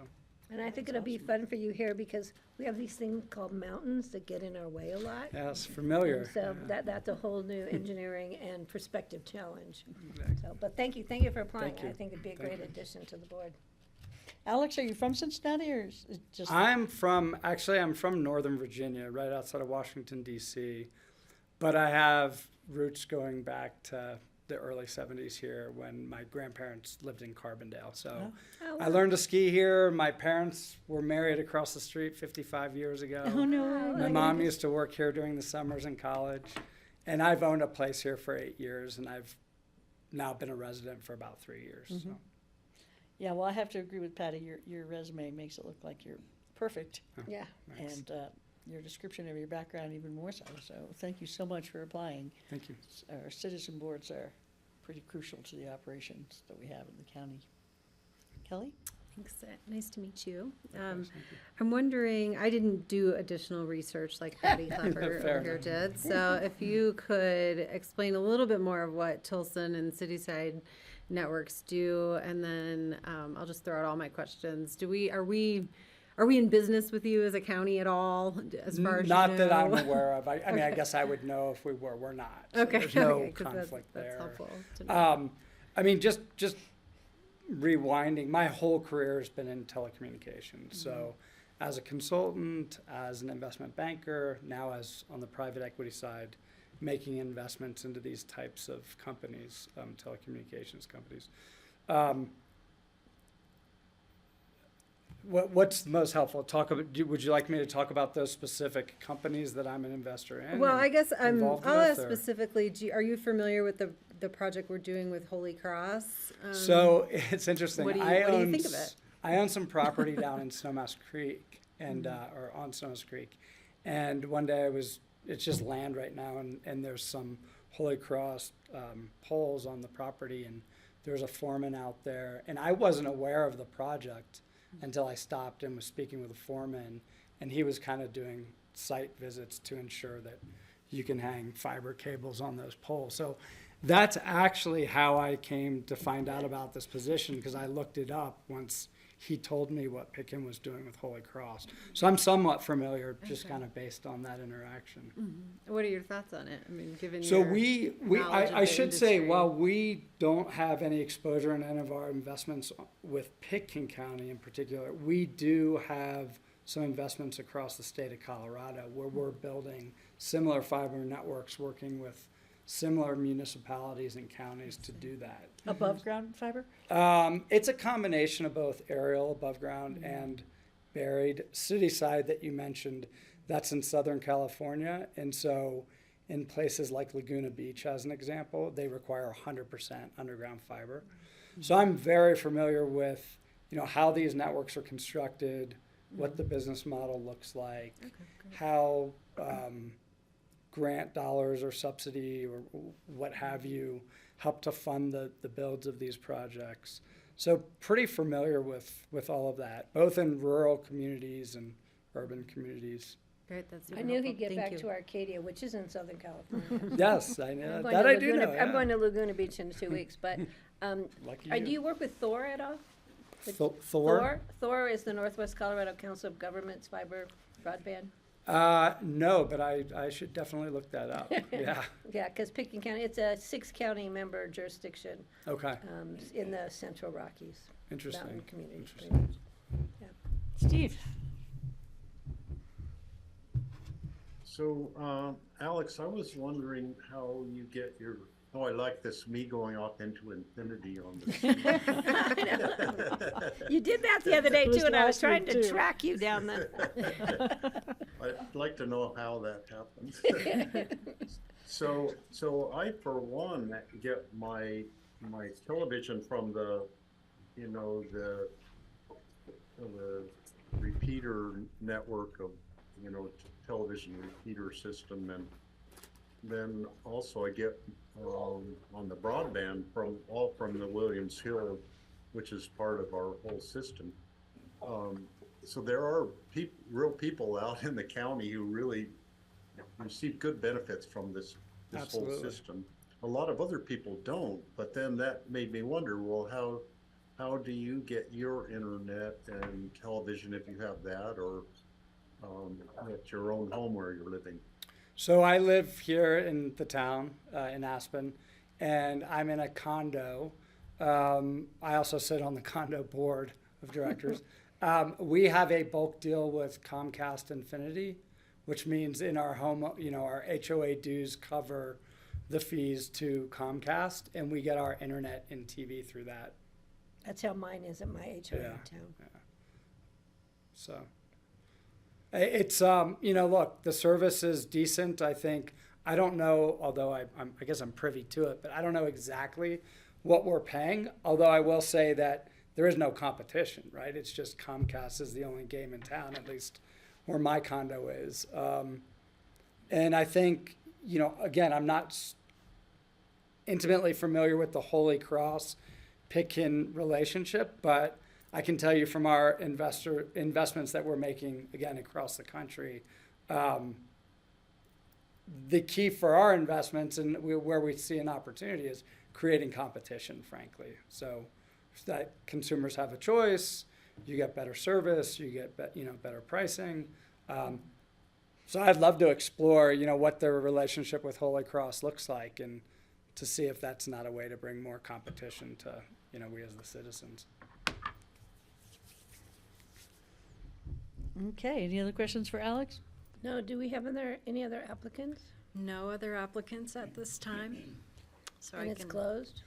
application? We still have we have the alternate and the regular, so we're continuing to advertise. Okay, so we could do an appointment of one or the other. Okay, thank you. But Well, even if there were a lot of other applications, it seems like you're pretty dialed in on this, so. yeah, I think so. So we will, get back to you next week, or when would that? I'll make a note to For have you next guys week. discuss it next week. I'll send Greg a link of the meeting so he can watch the interview and. and we could put something on our regular meetings coming up soon. Correct. Well, thank you so much. Thank Alex. you for your It was really time. nice to Appreciate meet it. you. Thank you. Hope to see Thanks, you Charlotte. around town. Yeah, definitely. Thanks. Thanks. Thank you, Charlotte. Thank you. Okay, we are at review of future agendas. And Francie, we do have Paul Anderson and Brian here if we wanted to flip those. It's Okay. up to you as chair. Unless fine with me. Greg was gonna try and Uh, in. He just emailed me, he's on grassroots, so. Oh, okay, so I he's think good. he's okay, yeah. Okay. Yeah, let's do that, since you're here, let's flip it. And Yeah, welcome. Thank you so- for coming in. Yeah, we have Paul Anderson with us today. I know Greg unfortunately cannot be here, but this is to discuss the requests that I believe Greg had circulated to all of you. And Paul, let you take it from here. Thanks. So it's no secret that community has become quite a topic of conversation here. I think it's because there's a collective sense of loss here, and a loss of soul, sense of place, community spirit, whatever. But we all have our communities here. It's not that the community is lacking, it's just the cohesion maybe is lacking. And we tend to cohere mostly at memorials anymore. And it's my sense that community could use a little boost of joyfulness and gatherings that would not be just about memorials. So this film, it's a documentary about Crested Butte. It's pertinent because not only is it, does it imbue the values of community in a beautiful way, but it's local. I mean, we could go to our sister cities in Asia, South America, or Europe and find out how they handle their community issues. Or we could just look right over the Elk Range and maybe even create a community experience with Crested Butte. We're on such similar tracks. So the filmmaker, Connor Hagen, grew up in Crested Butte. I knew his parents when I lived there. And we've got some funding to get the thing started, but we have March 12th as a date to show the film at PEPC, and we want to show it free of charge, and ideally initiate and inspire a conversation about community. What does it mean? What is it? How do we enhance it here? And not just in Aspen, but the whole valley, really. So that's the idea, and I would ask the board for a funding level of $1,500 to $2,000. Yes, Betty? Yeah, do you know Barb Harbert? She was the elementary school principal for many, many Yeah, years. I'm sure we've met. Yeah, she approached me a few years ago about community and about how fractured our community is. I would like to get her in touch with you about this event because she represents a interesting demographic in this community, you know, and I think she would want to know and share it with people who would want to attend. So I'm going to let you know that I'm going to put her in touch with you. Thank you. To find out more. And I think this is something that if I had had to campaign this last election, the focus of my campaign would have been how to bring our community back together. So I think this is an opportunity. I wish that the documentary had been based here, because I think we have a true story to tell, but maybe this is a step into then expanding into how we compare or don't compare with Crested Butte. So we have been asked for a lot of funds already out of our discretionary fund, which is not a lot of money. So I would like to see the board support some amount going forward. because March 12th is coming up. So Thank you, Patty. I'm bringing something back. Hi, nice to see you. Thank I'm you. wondering, what is the follow-up programming to the film? We would have a panel after the film on stage And who's on the panel? to talk about community in Crested Butte and in Aspen. I'm thinking I want to invite Gail Schwartz to be on that panel, and maybe just 4 people to discuss community, and then ideally convene groups. We'd have a sign-up sheet of people interested in carrying out more conversation on it. Explore is a nice little venue for that. They want that kind of programming now. And I'd also approach the Institute, Crystal Logan, to see if the Institute might underwrite some kind of gatherings. But I'd also be interested in your ideas on how to further this discussion and enrich it. Yeah, I'm struggling a little bit because it's not based in Aspen, and I feel like oftentimes our reaction is like, we're so unique that, that's lovely, but it's not applicable, or, those solutions aren't homegrown, and so they don't resonate. I guess for me a little bit, I'm struggling myself with this topic because we are parsed in such ways, and I feel like I hear that community is lacking from people who've lived here for a really long time, and like I'm in a different place, I feel like I'm part of a community that's really thriving in a lot of ways, and maybe that's just because I have young kids, and so I'm very ingrained in sort of the school system types of communities, and and just the neighborhood communities that we've built and stuff like that. So it's, I'm like, gosh, there is really a little bit of a disconnect. Like I never got to engage in the ways that community used to engage, because frankly, we've just been priced out of it for so long that it's like, yeah, I understand the conversations of like, oh, there's nowhere affordable to go. Yeah, there's nowhere affordable to go, but that's been the case for much of the time that I've lived in this community, and so we've had to figure out other ways to connect and generate and build relationships across community.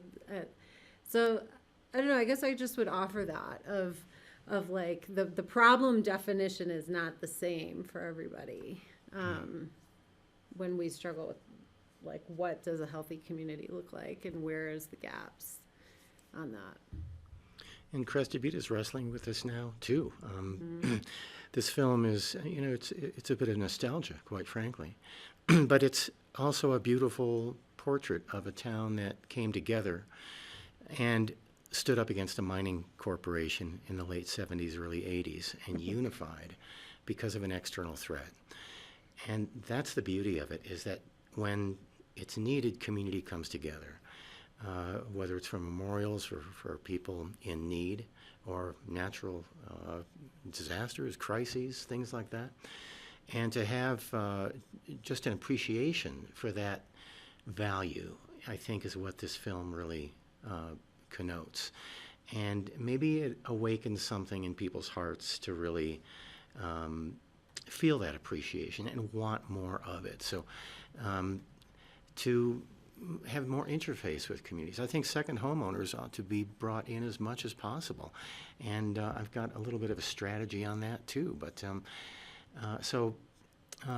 more inclusive than exclusive. Steve? Yeah, thank you.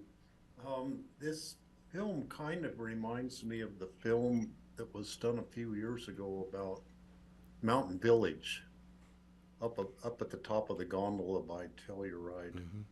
And the whole thing was kind of a spoof. It was showing it, Mountain Village, with no people, no cars, and no activity. It was like a ghost town. And they did it totally as a spoof. But it stimulated a whole lot of conversation in Telluride and different communities across western Colorado. this idea that you could build a brand new town and like nobody lives there because it's probably all second homeowners, and you go during the off season and it's empty. The place is completely empty of human life. So I think that stimulated a lot of thought and conversation amongst people. In a similar way, I think that this could stimulate a lot of thought and conversation in a good way, showing what a real town like Crested Butte is doing. So I look forward to seeing this movie. In terms of a panel discussion, I was thinking about Michael Kinsley might be a good panelist for the discussion. Michael worked for RMI for years working with communities all across, a lot of them I think in Western Colorado, to help them. He was working with them in terms of economic development, where they could put in renewable energy and reduce their energy cost and lower the homeowners' cost of running their homes, so they would have then money that they could spend on Main Street. And that was the idea. They would keep their money in town instead of exporting it for their energy supply, and then they could spend money on Main Street and stimulate the whole economy. So Michael worked with various communities on that idea, and that could be a good part of the conversation about the economic health of a community. So you might consider him, Paul, as somebody to put on the panel.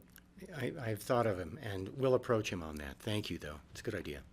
Yeah, So again, it's the Wheeler or Pepke, did you say? Pepke. Pepke. Yeah. And the Institute is helping to sponsor. I'd like to know more about who might also be Yeah, sponsors. so first person I went to was McBride, John McBride, and he immediately contributed $2,000.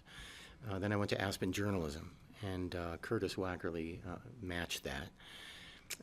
I put it out to Michael Miracle at the SKICO, and we have a proposal for a $1,000 grant from the Aspen Community Foundation. So we're trying to get some broad base support. City of Aspen, since would be appropriate if Yeah, they... yeah, I've got a word into Ward Howenstein, so waiting to hear back from him and hopefully approach the city as well.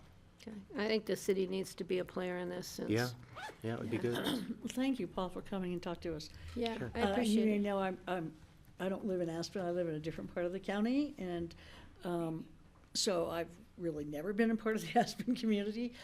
My community is Carbondale, and it's a pretty healthy community, but I certainly have been hearing in the newspaper and from people for a long time that they feel there's a sense of loss of community. And even though we may not be just like Crested Butte, it wouldn't hurt us to learn from another community. I know you know that, but so it might be interesting to see how they approach that problem.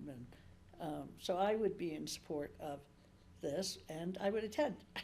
Great, And wonderful. I think Kelly's point, though, because I've been here, as Paul knows, long enough. I went through Superfund when the community rallied, like they did in Crested Butte for the Red Lady, right? Right. The molybdenum. Right. But I was the young parent, just having my children involved in the school system. It was a different sense of community, but we had a multi-generation community. We didn't have the separation because a lot of people still had aunts and uncles and grandparents, like my family was privy to, which was great. And I think we've lost a lot of that extended generation in our community just because of time, and that's what happens.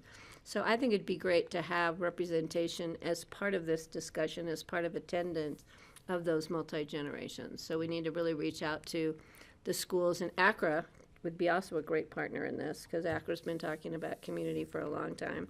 I sit on the ACRA board, but, getting the word out to the schools so parents could, attend and just to have that diversity, I think is important. Yeah, great. Yeah, thanks, Paul. Thank you. So I just want to be clear, so there's an ask for use of discretionary fund.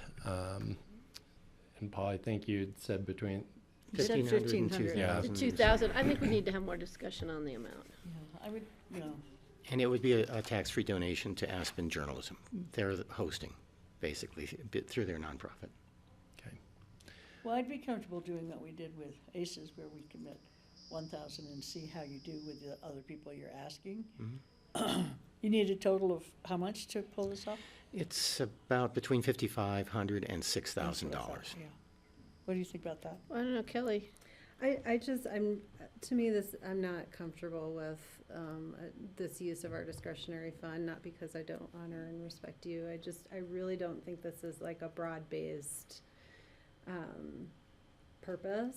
I feel like, quite honestly, there's just very different conversations about community going on, and this is fairly exclusive for people who, like, this is their new community, or this is their healthy community, and, pitching things as how much we've lost or don't have. In some ways it's like a little insulting. And, so I'm not, like, I think there's a lot of people who are trying to really build community at the grassroots level in a way that this doesn't acknowledge. How does it not acknowledge that? How does it not acknowledge that? I just am struggling with our engagement of that, where I feel like there's not really a way that we're contributing to a broader community conversation to wrestle with that. I think this is a issue. great place to start, because we're not doing anything really right now as far as bringing the community back. Well, Then I think don't we need agree to with look that. at- I think we are, in terms of our social services. Well, and yeah, stuff. but I'm saying, for somebody who's been a part of this community for over 40 years, who's in town all the time, I shop in town, I eat in town, I walk through town, I go to different events in town, I've been through the ups and downs of community, and I think we need to start somewhere to bring the multi-generation community back. And whether we succeed or not is a question, but I think we need to start. And I think maybe seeing a documentary will help inspire people to want to do something that is specific to our community. And I don't think in any way it insults our community or the members of our community. I think it's a way of saying, this is what they're doing across the Elk Mountain Range from us. How does this fit? How does this not fit us? And what might we want to do over here? I just think, like, even the language of, like, bringing community back, like, it's, there's a whole lot of people who are trying to work on community forward, right? And what do we have? Who are we now? And where are we moving? I don't know. So it's just a I think it's a cultural conversation, community conversation. I think, there's a mourning that's going on by a certain portion of the community that isn't experienced by other parts of the community. Well, I think they need to come together and discuss it, and this may be a great forum for them to do that, because obviously, I'll start sending all the people I hear from in this community who've been here for a long time, who feel there's a loss of community, and then I understand the new younger community, which I think is great, and we need to have that multi-generational blend. Because that's what communities are about. Like, it's a kind of a nostalgic approach to what Aspen used to be? Is that what's bothering you, kind of? And it's not just, it's I wouldn't say bother. I mean, there's an honor there, right? But I also think there's a forward path, the backward path is behind us. Like, what is the forward path? Well, I think the forward path needs to bring what used to be to the current, rather than, I'm not saying that we want all the young people to go backwards. I'm saying we need to have a cohesive move forward with what was the community in the past, what is the community of the future, and have them move together in a cohesive manner. Well, and we don't At know least if the talk film- in the same room. We don't know if the film is talking about past community. It might be totally forward-thinking. We just don't know.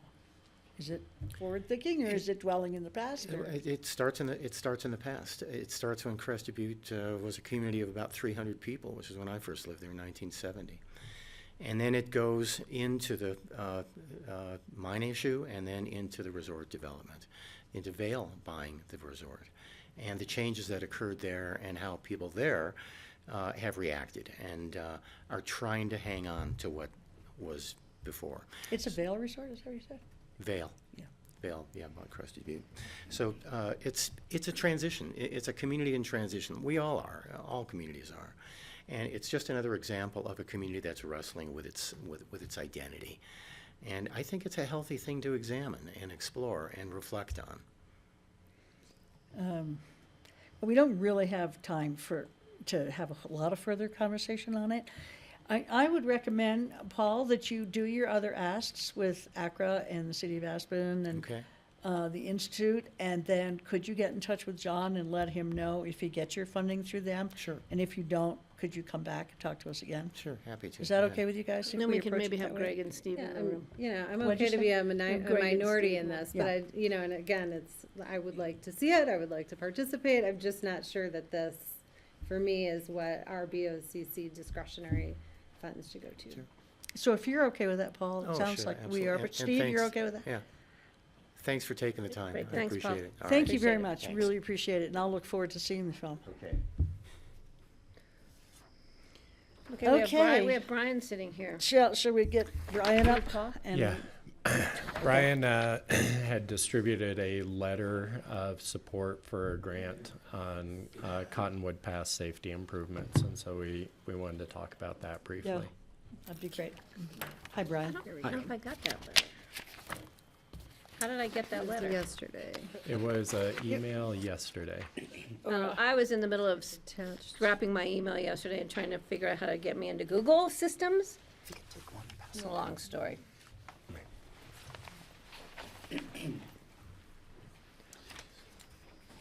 And I don't like passing out things at the last minute, but No worries. that's where we are No with this So issue. Steve, here it is. Steve can read it real quickly here.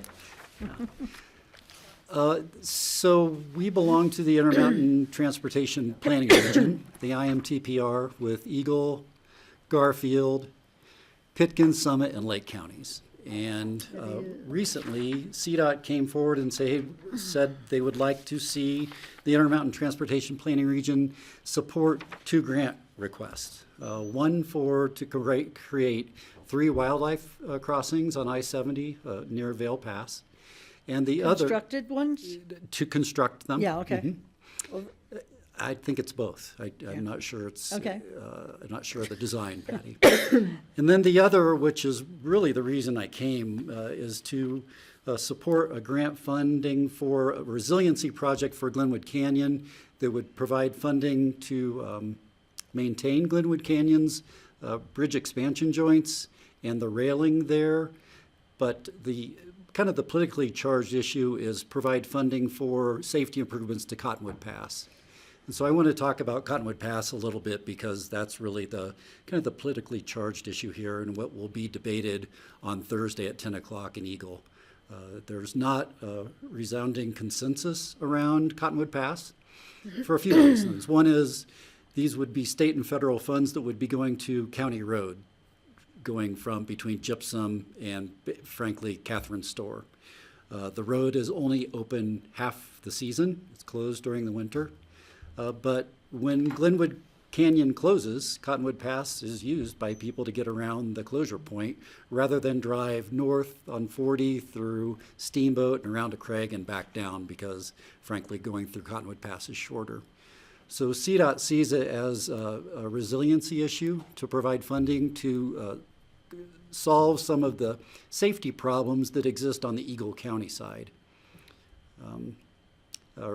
The Region 3 of our counterparts in Routt County and other places would rather see those funds going to the state system that has capacity and its own safety problems. You mean like going up to Craig? Going up to on Highway 40 or in Garfield County down in the Silt Newcastle region. It will be interesting to see if Garfield County supports this. I've heard both sides, whether they'll, in some cases, some Garfield County folks would not want to support this grant request. Eagle Why not? County, Why wouldn't they? Because it doesn't really, it's not in their county. what the commissioner represented was that he would rather see the money going to safety improvements for the exits at Silt and Newcastle where they have capacity issues, rather than a county road. It's only one pool of money available? Thank you for bringing that up. This is not a zero-sum game. These are federal funds that CDOT or Region 3 has decided to go after for the wildlife crossing, Cottonwood Pass, and for Glenwood Canyon. So they're different than our usual source of funds. They're different than our usual, like our regional priority projects that is kind of a limited funding pool that we can go after. These are federal funds that would be discretionary based on CDOT's needs. And the TPR does a list of priority funds with What's that TPR? pot of fund. It's the transportation region that Brian sits on, and Dave used to go with you, and I touch base with Brian and Dave. Correct. Not as often as we should, but we should. Yeah. And so they have a priority list that's voted on and established and ranked for those fundings to go. And you're always trying to get a project on that list as it moves up the list. And the ramps at Silt and Rifle, and This is new. Newcastle are on that list? Those are not, I think Garfield County is interested in seeing improvements there, though. So it'll be a discussion. We meet on Thursday at 10 o'clock, and everyone will be voting on whether to support these two grant opportunities. And I just wanted to gauge the commissioners' support, and so I can be actively involved in that conversation. And so who are the voters? It would be the membership of the Intermountain Transportation Planning Region, which is all the counties, all the transit agencies, and all the municipalities within that 5-county region. And you would be representing Pickens County? Yeah. Correct. Brian and I, but he's a voting member because he goes to the meetings. My concern is the people who live along Cottonwood Pass. Cottonwood Pass is a little sketchy in places. It's also, there's places along Cottonwood that you can't really do improvements. It's too narrow. There's some corners that could use guardrails or something, but I think the people that live along there are concerned about the increase in traffic and speed. Make it safer, people, I mean, they do have accidents along there, but with all the closures of I-70, and I was checking it out the other day, looking at guardrails, when I was coming and going, and, you can tell where there's been issues with the guardrails over there. I would support the issues with the Glenwood Canyon, anything we can do to improve safety through there that's not, and I don't think there's any issues that are already on the TPR list there. But I would like to see further input from Garfield County, both sides of Eagle County, as far as using Cottonwood and in making improvements there that maybe push too much traffic through that neck of the woods. As far as the animal safety, the wildlife safety, I can't imagine they're gonna put overpasses along there. So if anything, if they continue, they've got some culverts I think they can probably focus on with wildlife. And I know Greg is a big supporter of that wherever he can get it. So, yeah. So what I passed out was just about Cottonwood and Glenwood Canyon, because I asked for more information about that. I was covering all the gamut. Yeah, that's fine. Steve? Thanks, Francie. So I would support this request to figure out solutions for Glenwood Canyon. And I think improving Cottonwood Pass should be looked at and have some more like preliminary engineering done on it. The really tricky part there is the really steep, muddy, one-lane stretch and how to bypass that or widen it. I don't think it would be possible to widen it. I think it would have to be bypassing it entirely. God. And this is like a They don't know hugely no easements? costly thing to solve that one. That is the bottleneck of the whole thing right there. And I'd had a crazy thought this morning about when Glenwood Canyon is closed, if it's wintertime and Cottonwood Pass is not an option. I had this vision of flatbed train cars loading cars in at one end of Glenwood Canyon and taking them to the other end and unloading them in Glenwood Springs. I love that. I've always wanted to go for a train ride. I just never thought of it that out of the way. box, Steve. That's That awesome. could be a much better alternative than doing a 4-hour detour driving around. And I don't know how many cars you could get on there or anything. my God, but that's it could be it. So You Steve, know, what's the altitude in Fairbanks? That might be part of the solution. Kelly, you're The right. only That's problem, one of those course, is good if there's sites. floods and stuff, then the train is impacted as well. But that's such an out-of-the-box idea. I just love it. I don't think it's that crazy. I don't It's a either. great I think it's- idea. I love it. Ryan, we Did want you to have throw more, that Steve, out that there. you wanted to say before we go to Kelly? Did you have more? I told Brian to Okay. throw that out there, Steve, with Thank your you name on for it. that, Steve. That was amazing. I love it. Kelly, Does Eagle County support the Cottonwood Pass? that was my question too. Yes. And then, does this create capacity for, bigger vehicles to use Cottonwood Pass? Or is it limited to just passenger vehicles that use it now? I think it's just the first step to safety improvements. These first steps would not allow the large tractor trailers to use the road, but it would be safer for passenger vehicles to pass on that Eagle County side. So the cars that are using it now are the Yes. only cars that are gonna be using it after these improvements? After Yeah. this 5 million. Yeah. Yes, Right. and I would say in the same breath, just what Patty said is more cars will be using it because it is easier and paved Right, after the sure. fact, even when the canyon is open. But there are some sections they can't widen, they don't own the easements. It's that little narrow section. Do you have another question? No, thank you. I have a question about the whole road. A lot of our problems, other than fire, have occurred because of rains. And isn't this road fairly unpassable during rains? You mean Even if Cottonwood? we, yeah, even if we fix that, we're still not gonna be able to have passenger cars go over, right? Well, and I think if you'll read what I passed out, it talks about paving the section that is impassable when it's wet. So it's that gypsum that gets really slippery, almost like grease, that you can't travel on. They're hoping to solve that problem with this project. And they've done some sections. Oh, yeah, the last Yes, sentence, I see. absolutely. And that's included in the 5 million? Yes. Cost of paving It that? talks about paving in the description. It's a fairly short run, that Yeah. hill, right? That's right. Yeah. Because they've done they've done a lot of it on the Eagle side. The I-70 side, they've done a lot. Yeah, Because I- it used to be really bad. But I still think there's other sections of the road that get muddy. I mean, even this side.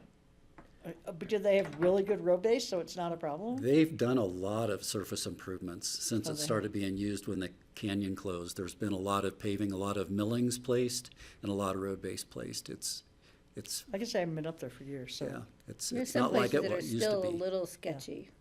Yeah, it used to be, you didn't really want to go up there unless you had 4-wheel drive, if it was wet. It's not that way anymore. Okay, good to know. So, do you have an opinion on this, Brian? Well, thanks for asking.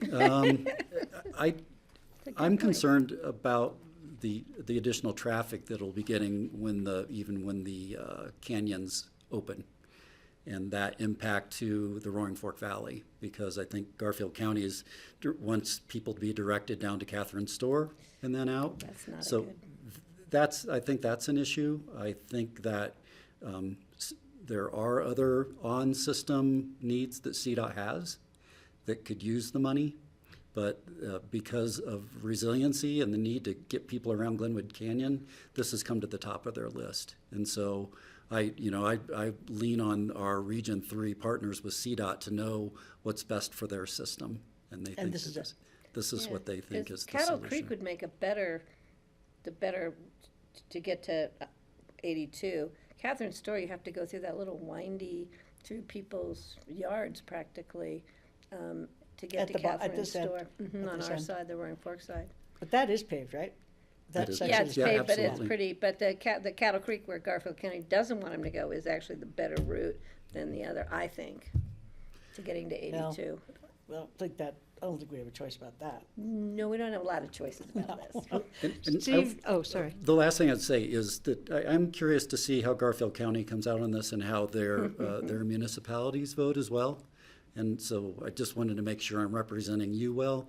I think, Patty's idea of you could break out the two projects and say, we support Glenwood Canyon, but not necessarily Cottonwood Pass. That's fully within your purview. And at the IMTPR meeting, we may change the letter as well, based on what people's feedback is. Does this affect any of our project priorities?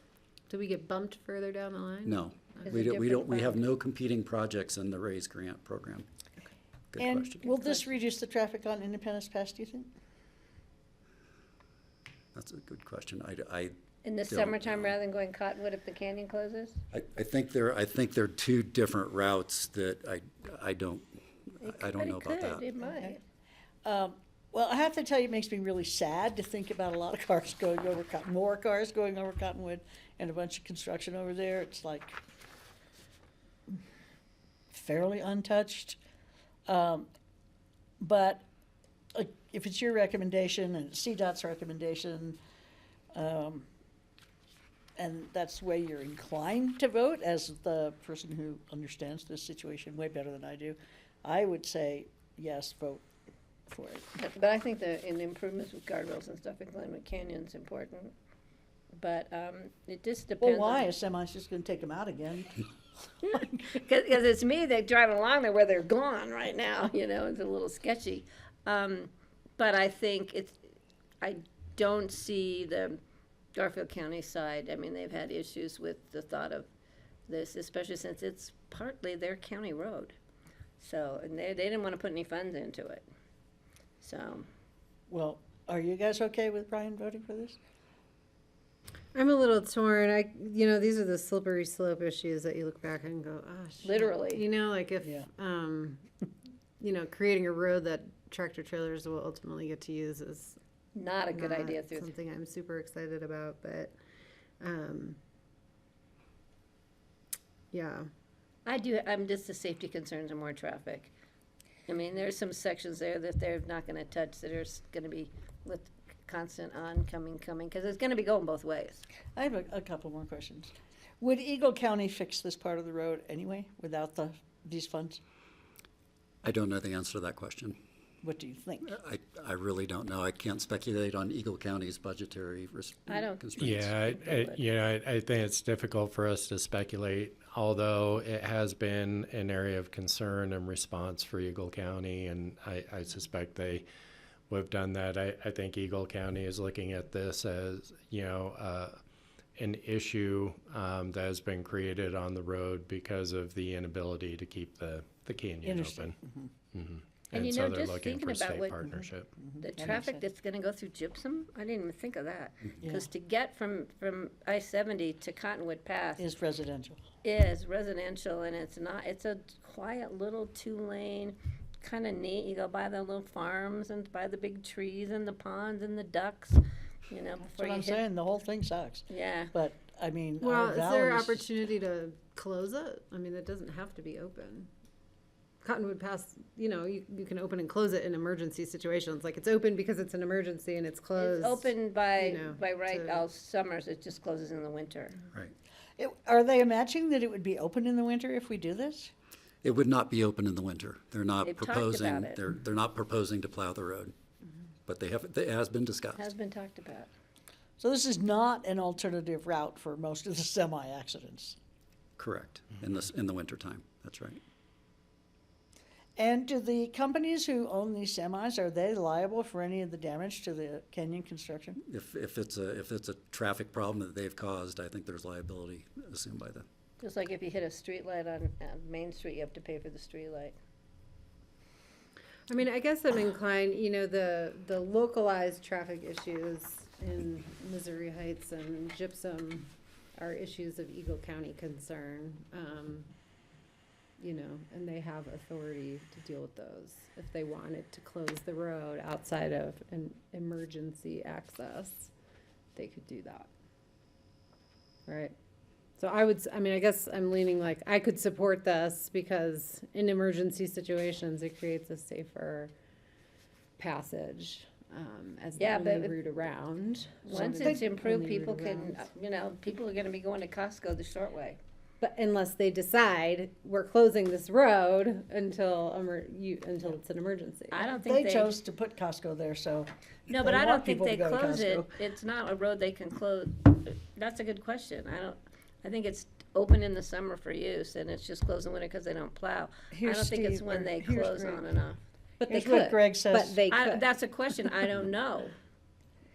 Okay, Greg That's a good says, question. I I don't know." support Brian's position. Cotton was proposed for the original route for I-70 as far back as the 1950s. Our commissioner, Tom Sardi, actually advocated for Cottonwood over the canyon. That's Greg's input. Thank you, Greg. I would like you to tell me again about the Silt and Newcastle funding and where it fits into this issue. Yeah, and it was just said at the last meeting, the Garfield County Representative, Commissioner just said, we have other needs on state highways that need to be resolved. And the examples were the exits at Silt and Newcastle that back up nearly every day with traffic coming in and going to work. And so he would rather see funding going that way, For 2 lanes on these. rather than a county road, of which Cottonwood Pass is. So the argument was, we've got enough problems on our state highways to take care of. Why are we dealing with the county road? Well, with the Infrastructure Act that passed in Congress, isn't there quite a bit of money out there for this kind of situation? That's what this is going for. And that's the end of it for us? No, there'll be Okay. more. There'll be more. There'll be more. But I have Okay. a question. They haven't put their issues for Silt and Newcastle on any list. Yeah. This is a new Right. new It's thought. just their opinion right now. It was, yeah. Something that's they correct. thought about when this came up. I think it was used as an example of. This of- is where our money would Well, be the exit spent. at Glenwood is just as bad. Correct. You know, like, and I- that's really scary because it's a 82 blind through corner. Glenwood is just as bad. When you're stuck at that exit on the highway, that's scary. Okay, well, Steve, are you okay if Brian votes his conscience here? Brian, if there's any other, Yeah, I'm gonna be, yes, for sure. And I would support call me. putting money into the Cottonwood Pass Okay. as part of the Glenwood solution. Maybe some sort of a mandatory speed governor on semi-trucks might be in order. Well, because let's it hope seems there's like no the semi-trucks. speeding through there is part of the problem here. Anybody And speeding I don't through know there. if CDOT could make that mandatory. That would be something I would look at too. Does it have to be open to tractor trailers at some point? What? What? Cottonwood. No, it does not. So Eagle that County doesn't Garfield- follow necessarily. If we approve No. this money, doesn't necessarily follow that semis will go up there. No, I think That's this was primarily for safety improvements for passenger cars and Okay. light trucks. But Kelly's question, if the Cottonwood Pass can be opened and closed and just used for emergency access, I don't know if they can or have even thought of doing that, but that's a good question to ask. I guess, and if Eagle County supports us, like, they have that control, I wanna support Eagle County. But Garfield County's on the other side, so you have 2 jurisdictions involved with Cottonwood. But the improvements are gonna be made in Eagle, so I think we're All of them? okay with Okay. that. Yeah. Are Thank all you, the Brian. improvements just in Eagle? Most all of the improvements are on the Most Eagle, all. yeah, are on the Eagle County side. Thank you very much for bringing this to us. Thank you. and Yeah, answering thanks, all the Brian. Thanks for the questions. discussion. Appreciate And it. call me if you need, I'm touring childcare centers, but I'll have my phone if you have a, Thank you. yeah. Appreciate it. Okay, now I guess we go back to future agendas. Do you have anything for us there, John? Yeah, I've got a couple things for you. As we had discussed at our retreat, we're going to come back and try and do a couple mini sessions, and wanted to propose the first one. We have a really light agenda on Tuesday, March 14th, and would like to grab a couple hours between 2:30 and 4:30 to come back and revisit our working agreements, and then we could also then kind of preview, follow up on the other items that we discussed at the retreat. So if the board is open to that, what we do is break from our normal work session and probably go into more of a retreat format here in this building probably. I'm okay with I'm that. okay with that. Kelly? Yeah, Steve? I think I'll be here. Yeah, that's also the Pi Day Pie Party. Oh. We don't want to miss that. Well, we will not overlap with the pie party, and it'll be motivation for all of you to come in here. The pie party where? Dev, I think. No, it's finance. Oh, finance. Yeah, That's right. it was a finance math joke, the Yeah. 3.14. That's 3 to 5, so isn't it? Isn't that from 3 to 5? Oh, I remember pie or pie. Both. Yeah. Well, we'll take a break if And then the other pie necessary that's in there somewhere. to accommodate Okay, that. so that sounds good. John? The And other? then we do have citizen board renewals approaching. By practice, we've typically had citizen board members reapply, and then the board makes a decision whether they want to review an applicant or just reappoint.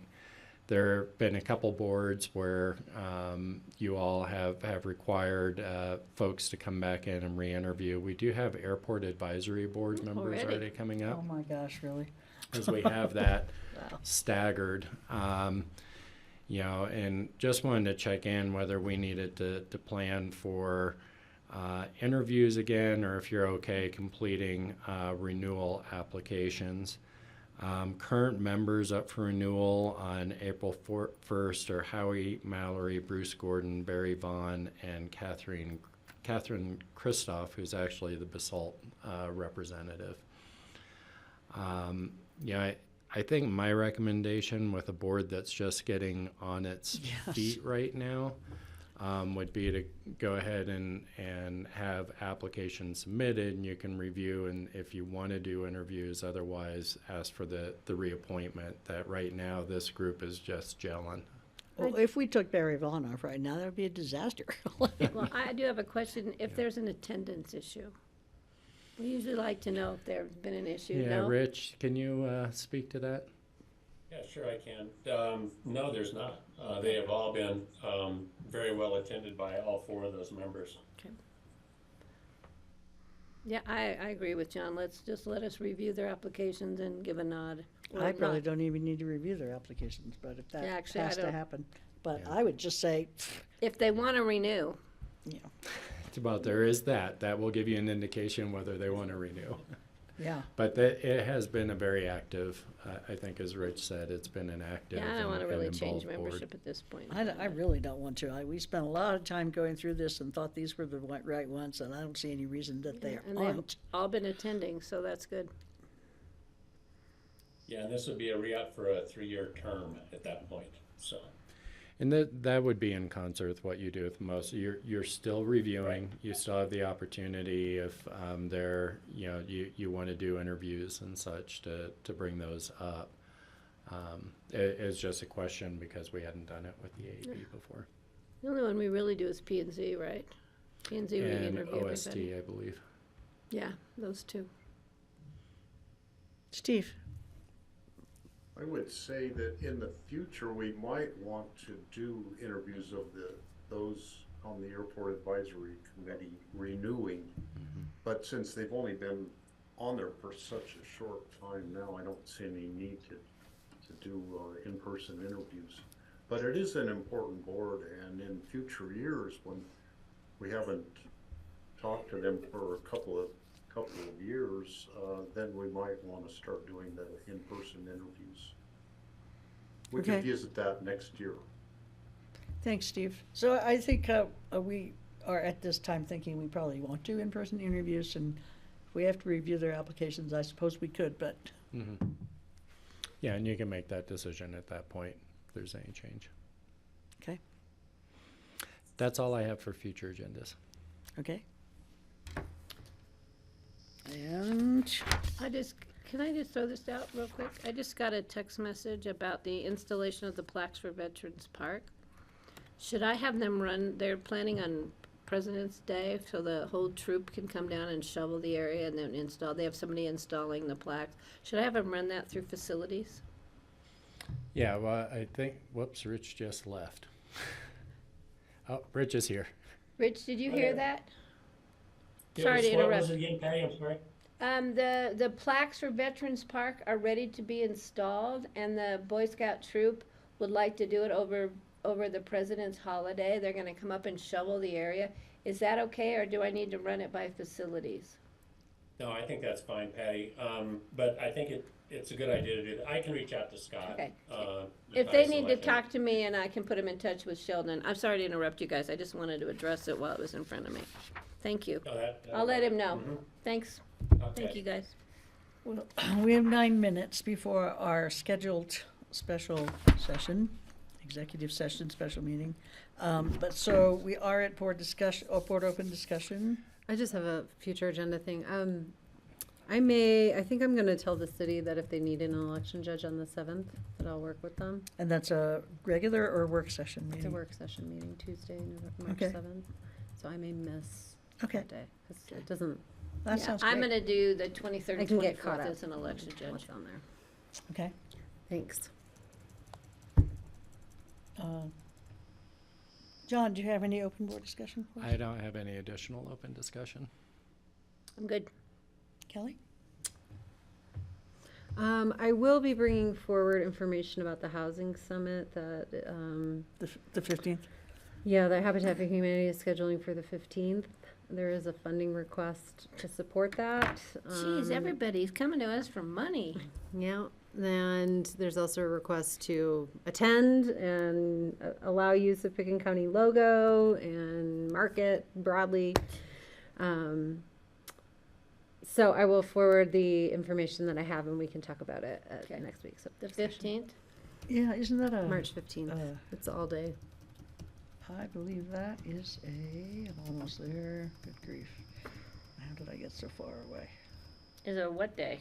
I mean, March 15th is a Wednesday and it's not a, No, it's not one of our it's not a regular regular meeting. meetings. Okay.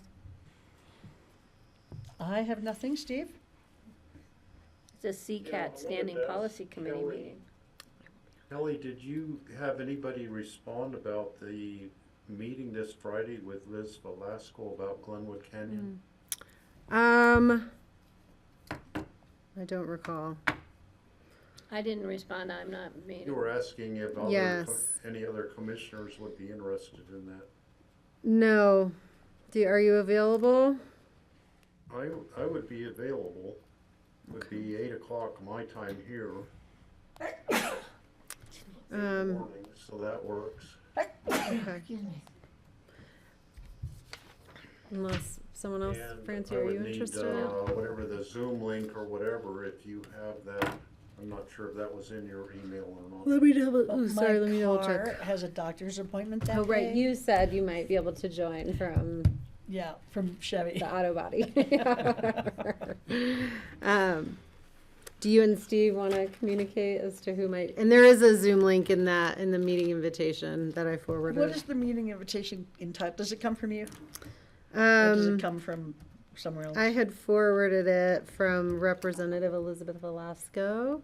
So it comes from you And in it's terms noon of to us. 1, meeting with our senators to discuss Glenwood Canyon closures and infrastructure funding. And what is the timing again? Noon to 1 on Oh, yeah, Friday. noon to 1. Do you want me to try and set up It's a meeting noon. with her when I go on the 27th? Let's see. It's noon to 1 is the meeting time? Okay, Yeah. I already told I'll you. try. I'm not finding it in here from you. I'm getting kind of, Let me just check again. I'm available from here to here. Anyway, I can Invitation, here re-forward is. it. I found it. Okay. Okay. Yeah, noon to 1, and there is a Google Meet link. Mhm. All right, I'll put it on my calendar, and I don't know where I'm going to be because of that appointment, so. Can I just leave it to you and Steve to like text each other about who can be on it that Sure. morning? Yeah. Is that Are you okay, gonna be- Steve? Are you at the legislative thing on CCI? And I have I'm volunteering at my child's class Oh, that morning, which I had already previously agreed to. okay. I will not, and I doubt Greg will, so we won't have 3. Okay, thank you to All right, both. Thanks, Steve, we can Steve, talk for about the it later. reminder. Offline. Did you have more to add, Steve? Your hand is up. Nope, I just hadn't taken it down yet. Okay. Thank you. All right, well, if that's all the open board discussion, I think we can take a break before we go into exec session. and Should then- we- So do we Go make a into it right motion? now. Yes. Yeah, let's do it now. Go to So, exec session now and then take the break. right, that's what I'm saying. So I need a motion? Okay, I'll move. You have to open a special meeting. Yep. Just say, I open a special meeting. I opened a special meeting. Okay, for the purposes of going into executive session to discuss personnel evaluations pursuant to Colorado Revised Statutes 24-6-4024F. So moved, seconded. Okay, I have a motion from Kelly and a second from Patty. All those in favor, please say aye. Aye. Aye. Thank you, grassroots. Thank you, Lib. Do you have a link and everything, Steve? Oh, we hung up on him. Okay.